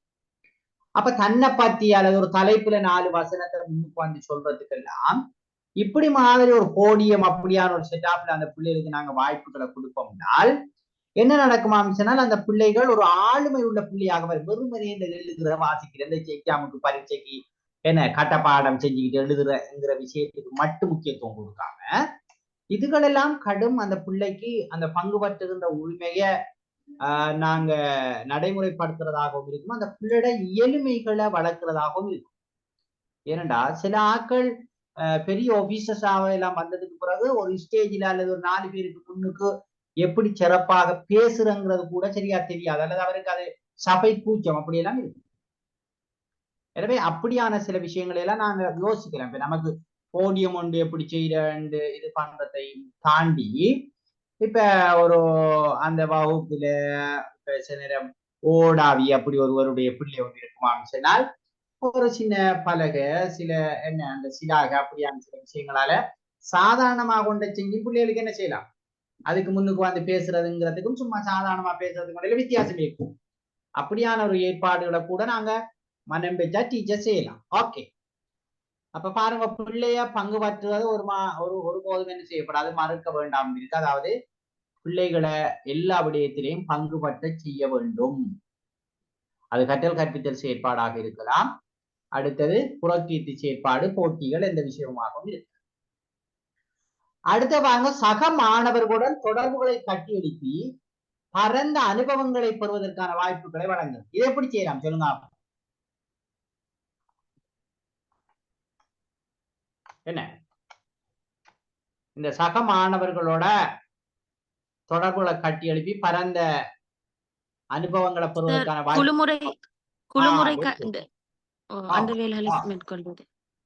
குழுமுறை கற்பித்தல் இதுக்கு மிக சாதகமான வாய்ப்புகளை கொடுக்கும் பிள்ளைகள். அதே போல குரூப் ப்ராஜெக்டுகளை நாங்க சிலதை கொடுக்கலாம். குரூப் அசைன்மென்ட் கூட நாங்க என்ன செய்யலாம், கொடுக்கலாம். என்னன்னா அந்த டைம்ல ஒவ்வொருத்தரோட கருத்துக்களும் அதுல முன்வைக்கப்படும். ஆ, முன்வைக்கப்பட்ட டைம்ல ஆ, அவங்களுக்கு அந்த ஆ, சந்தர்ப்பம் வழங்கப்படும் ஆ, மிஸ்டர். வழங்கப்படும். இப்போ ஒரு பிள்ளையோட எழுத்து வடிவாரி, அப்ப அந்த பிள்ளைய ஒரு ஏதாவது ஒரு விஷயத்த அவ குரூப்பாக எழுதுறதுக்கு பயன்படுது. அதுல விசேடம் என்னன்னா சரிதானே? சார், ஆ, கட்டாயப்படுத்துவாங்க அந்த பிள்ளைகளே. ஆ, நீங்க இதை ஆ, நீ இதை செய்யலன்னு சொன்னா நாங்க டீச்சர் கிட்ட சொல்லுவோம், மார்க்ஸ் தர மாட்டோம் அப்படின்ட்டு ஆ, ஆ, கட்டாயப்படுத்துவாங்க பிள்ளைகளுக்குள்ளேயே. ஆ. அப்ப அப்படி ஒரு அப்ப அதால அந்த பிள்ளையிட சில பண்புகள் விருத்தியாடு. ஓ, அடுத்து பல்வகை பாடசாலை செயற்பாடுகளில் பங்கு பற்றுவதற்கும் அவற்றை ஒழுங்கமைப்பதற்கும் பிள்ளைகளுக்கு இடமளித்தல். இப்ப அது இப்ப நீங்க நான் சொல்றது மானிட்டராக இருக்கலாம், சுரிஃபெக்ஸாக இருக்கலாம், அல்லது கடேட்டாக இருக்கலாம், ஸ்கவுட்டாக இருக்கலாம், விளையாட்டு போட்டியாக இருக்கலாம், தமிழ் தினமாக இருக்கலாம், ஆங்கில தினமாக இருக்கலாம். இது லாட் ஆஃப் என்ன ப்ரோக்ராம் இருக்கு நம்மளோட ஸ்கூல்ஸ். அப்ப நீங்க பாத்தீங்களாம் சொன்னா சில போட்டிகளுக்கு எல்லா போட்டிக்கும் குறிப்பிட்ட சில பிள்ளைகள் மாத்திரம் தான் போய்கிட்டே இருக்கு. போறவா புறவா நீ எழும்பு நீ எழும்பு நீ எழும்பு நாளைக்கு இந்த போட்டிக்கு ரெடி ஆகிக்குவா. அப்ப அது ஒரு சில பிள்ளைகளுக்கு இயலாம இருக்கும், அது வேற விஷயம். ஆனால் எல்லாருக்கும் நாங்க ஒரு போட்டியை வச்சு அதிலிருந்து தெரிவு செய்தல் என்பது எல்லாருக்கும் ஒரு சஜ்ஜிசையும் கொடுக்குமா இல்லையா? ஆகவே கொடுக்கும். அந்த அந்த விஷயங்கள் இதுல கட்டாயம் ஒரு ஆசிரியர் கடப்பாடுகள். அடுத்தது பாடசாலையினுள் சங்கங்களில் பொறுப்புகளை வைப்பதற்கு இடமளித்து அவ்வாறான செயற்பாடுகளை அவருக்கு பாருங்க எவ்வளவு கிளப்ஸ் உருவாக்கலாம் பாடசாலையில. எங்கட இந்த சிஸ்டமும் ஒரு கஷ்டம்தான். என்ன கஷ்டம்தான், கடைசி எல்லாத்தையும் செய்யலாம் இருக்கும், பரீட்சையில என்ன புள்ளி வந்தீங்கிறதான் கடைசியா பார்க்க வருவாங்க. அப்ப இந்த இது ஒன்று தேவையில்லை. நாம பிள்ளைகளுக்கு படிப்பு கொண்டு நீங்க நல்லா படிச்சு நல்ல ரிசல்ட்ஸ் எடுங்கடா பாடமாக்குறது அந்த சொல்ல மாதிரி நங்காட கல்வி ஈட்டிங் அண்ட் வாமிட்டிங். சரிதானே? சாப்பிட்டு போட்டு சத்தி எடுக்கிறேன். கொஞ்சம் நோட்ஸுகளை சில விஷயங்களை படிப்பிப்போம், அதை எக்ஸாமுக்கு சப்புவாங்க, அப்புறம் ஒரு பேப்பரை கொடுத்தா அதுல சத்தி எடுப்பாங்க. நாம அதுல 70 80 100 50 ஆண்டு புள்ளி போறோம். அப்ப உங்களுக்கு தெரியும் என்ன இந்த சுகாதார கழகம் அப்படி இருக்குமா பாடசாலையில? அதே போல பசுமை கழகம் எல்லாம் இப்ப உருவாக்குறாங்களே, அந்த பிள்ளைகளுக்கு அந்த கேட்பாடுக்கு பெச்சு அனுப்பிக்கிற அப்படியான சேர்த்துட்டம் எல்லாம் பகுதி பாடசாலை வழி. அதே போல மன்றங்கள், தமிழ் மன்றம், ஆங்கில மன்றம், நுண்கலை மன்றம், இப்படி பல விஷயங்கள் உருவாக்கலாம். அப்ப அதுகள்ல எல்லாம் ஒரு என்ன ஒரு செயலாளராக இருக்கிறது, தலைவராக இருக்கிறது, பொருளாளராக இருக்கிறது, உறுப்பினர்களாக இருக்கிறது, அதுல பொறுப்புகள். அப்ப அதுக்கான வசதிகள் அதற்கான ஏற்பாடுகளை செய்யணும் ஆசிரியர். சிறுவர்களின் பங்கு பற்றலையும் தலைமைத்துவத்தை விருத்தி செய்வதை நோக்கி செயற்படுகிறாங்க பாருங்க. அப்ப எதையும் பங்கு பற்றுவதும் தலைமைத்துவம், இந்த லீடர்ஷிப் குவாலிட்டி அது பாடசாலைகள். இப்ப பாடசாலை பாராளுமன்றம் அப்படி வந்து இருக்கா. அப்ப இப்படி நிறைய விஷயங்களை நாங்க என்ன செய்யலாம் சொல்லலாம். இதெல்லாம் ஆசிரியர்களுடைய பொறுப்புகள். பாடசாலையினுள் சங்க வேலைகளில் கருத்துக்களை பகிர்ந்து கொள்ளலையும் ஒழுங்கமைப்பு சார் பொறுப்புகளை வழங்குதலையும் என்ன கலந்துரையாடுற விஷயம். அதாவது என்னன்னா இப்ப ஒரு கூட்டம் அல்லது ஒரு அமைப்பு ஒரு விஷயங்கிறதுல தந்த கருத்துக்களை முன்வைக்கிறதுக்கான வாய்ப்புகள் எல்லாம் பிள்ளைகளுக்கு வழங்கப்படும். அப்ப இப்ப உதாரணமாக பாடசாலையில SSA என்ற ஒரு ப்ரோக்ராம் இருக்கு. அப்படி கேள்விப்பட்டீங்களா? SSA என்ன இல்லையா? இல்ல சார். SSA என்றாமா என்னண்டா, அதான் எங்க ஆட்கள் நிறைய இதுகளை செய்யலையே. அதால அந்த அப்படி இருக்கு. இப்ப உதாரணத்துக்கு SSA என்று சொல்லா ஸ்கூல் செல்ஃப் அசஸ்மெண்ட். இப்ப நாங்க 5 ஆண்டு திட்டம், அடுத்தது 1 இயர் பிளான், 5 இயர்ஸ் பிளான் அப்படி இருக்கா ஸ்கூல்ல? அப்படி தெரியுமா? இப்ப டீச்சர்ஸுக்கே அப்படி ஒன்று இருக்காண்டு சில நேரம் தெரியாதுடா. பிரின்சிபல் அந்த பழசு எடுத்து நான் அடிச்சு இது பண்ணி அந்த வார டீம் அல்லது OBC கொடுக்கறதுக்கு அனுமதி எடுத்து அப்படி வச்சிருப்பாரு. ஆனா உண்மையான விஷயம் அந்த பாடசாலை சமூகம் சேர்ந்து SSA என்ற ஒரு ப்ரோக்ராம் இருக்கு, ஸ்கூல் செல்ஃப் அசஸ்மெண்ட், பாடசாலை சுயமதிப்பு. அப்ப நம்மளோட பாடசாலையில் என்னென்ன வளங்கள் இருக்கு, என்னென்ன வளங்கள் இல்லை, எங்கிருக்கிற பலம் என்ன பலவீனம் என்ன எல்லாத்தையும் மிஸ் அவுட் பண்ணி, அப்போ ஒவ்வொரு துறையிலும் விளையாட்டு துறையில நாங்க என்னென்ன மேம்படுத்தணும், அதுக்கு என்னென்ன பொருட்கள் தேவை அப்படி பட்டியல் படுத்துறது. கல்வித்துறையில அப்படி ஒவ்வொரு துறையிலையும் பட்டியல் படித்து எல்லாத்தையும் சேர்த்து ஒரு பெரிய பட்டியலாக்கி அதுல முன்னுரிமைப்படுத்துற சில விஷயங்களை எடுத்து அதைத்தான் நாங்க என்ன ஒரு 5 years பிளானா 1 year பிளானா அதுல இருந்து மிக முக்கியமானது அந்த வருஷத்துல என்ன செய்ய போறோம். இப்ப உதாரணமாக நாங்க நெட் பால் டீம் ஒன்றை உருவாக்குறது, அதுக்கு தேவையான பொருட்களை கொள்வனவு செய்யறது. அப்ப நெட் பால்ல நாங்க ஒரு டார்கெட்டை வச்சுக்கொண்டு அதை செய்ய போறோம். அந்த SSA ஸ்கூல் செல்ஃப் அசஸ்மெண்ட் ப்ரோக்ராம்ல ஸ்டூடெண்ட கூட தனியான ஒரு குரூப்பாக வைக்கணும்னு சொல்றோம். அப்ப டீச்சர்ஸ் குரூப்பா இருப்பாங்க, ஸ்டூடெண்ட்ஸ் இருப்பாங்க, பேரண்ட்ஸ் இருப்பாங்க, பழைய மாணவர்கள் இருப்பாங்க, STC இருப்பாங்க. எல்லாரும் இருந்துதான், ஏன்னா சில விஷயங்களை நாங்க யோசிக்காத சில விஷயங்கள பிள்ளைகள தேவைகள் பிள்ளைகளுக்கு தந்துருக்கு. அதுல கூட பங்கு பற்றலை நாங்க என்ன சொல்றோம் ஏற்படுத்த சிஸ்டம் எல்லாம் இருக்குதான். எந்த அளவு நாங்க இஷ்டப்பட்டதுகளை செய்யறது மிகப்பெரிய கேள்வியாக இருக்கும். ஓகே, அப்ப இப்படி நிறைய இருக்கு. இதே மாதிரி ஒரு பிள்ளைய பங்கு பற்றுகிற உரிமையில பெற்றோர கடப்பாடுகள் என்னங்கிற ஒரு விஷயம் இருக்கு. நாங்க அடுத்த இதுல சில அதுகளையும் கொஞ்சம் நாங்க கதைக்கலாம். அதுகளை நீங்க பார்த்துட்டு வாங்குவோம். ஓகே, அப்ப நாங்க இதோட முடிப்போம். ஏதாவது கருத்துக்கள் சொல்றால் ஏதாவது கேட்கிறேன்டா? ஓகே, நம்மளோட அந்த எல்லாரும் கெட்டிக்கார மாணவர்கள்ங்கிறதால ஒரு டவுட்டும் இருக்காது, அப்படித்தானே? அப்படி இல்ல சார், விளங்கிட்டு. ஓகே, தேங்க்யூ வெரி மச்மா. சந்திப்பாமா இப்ப நாம. சரி, okay sir. Thank you sir. Thank you very much.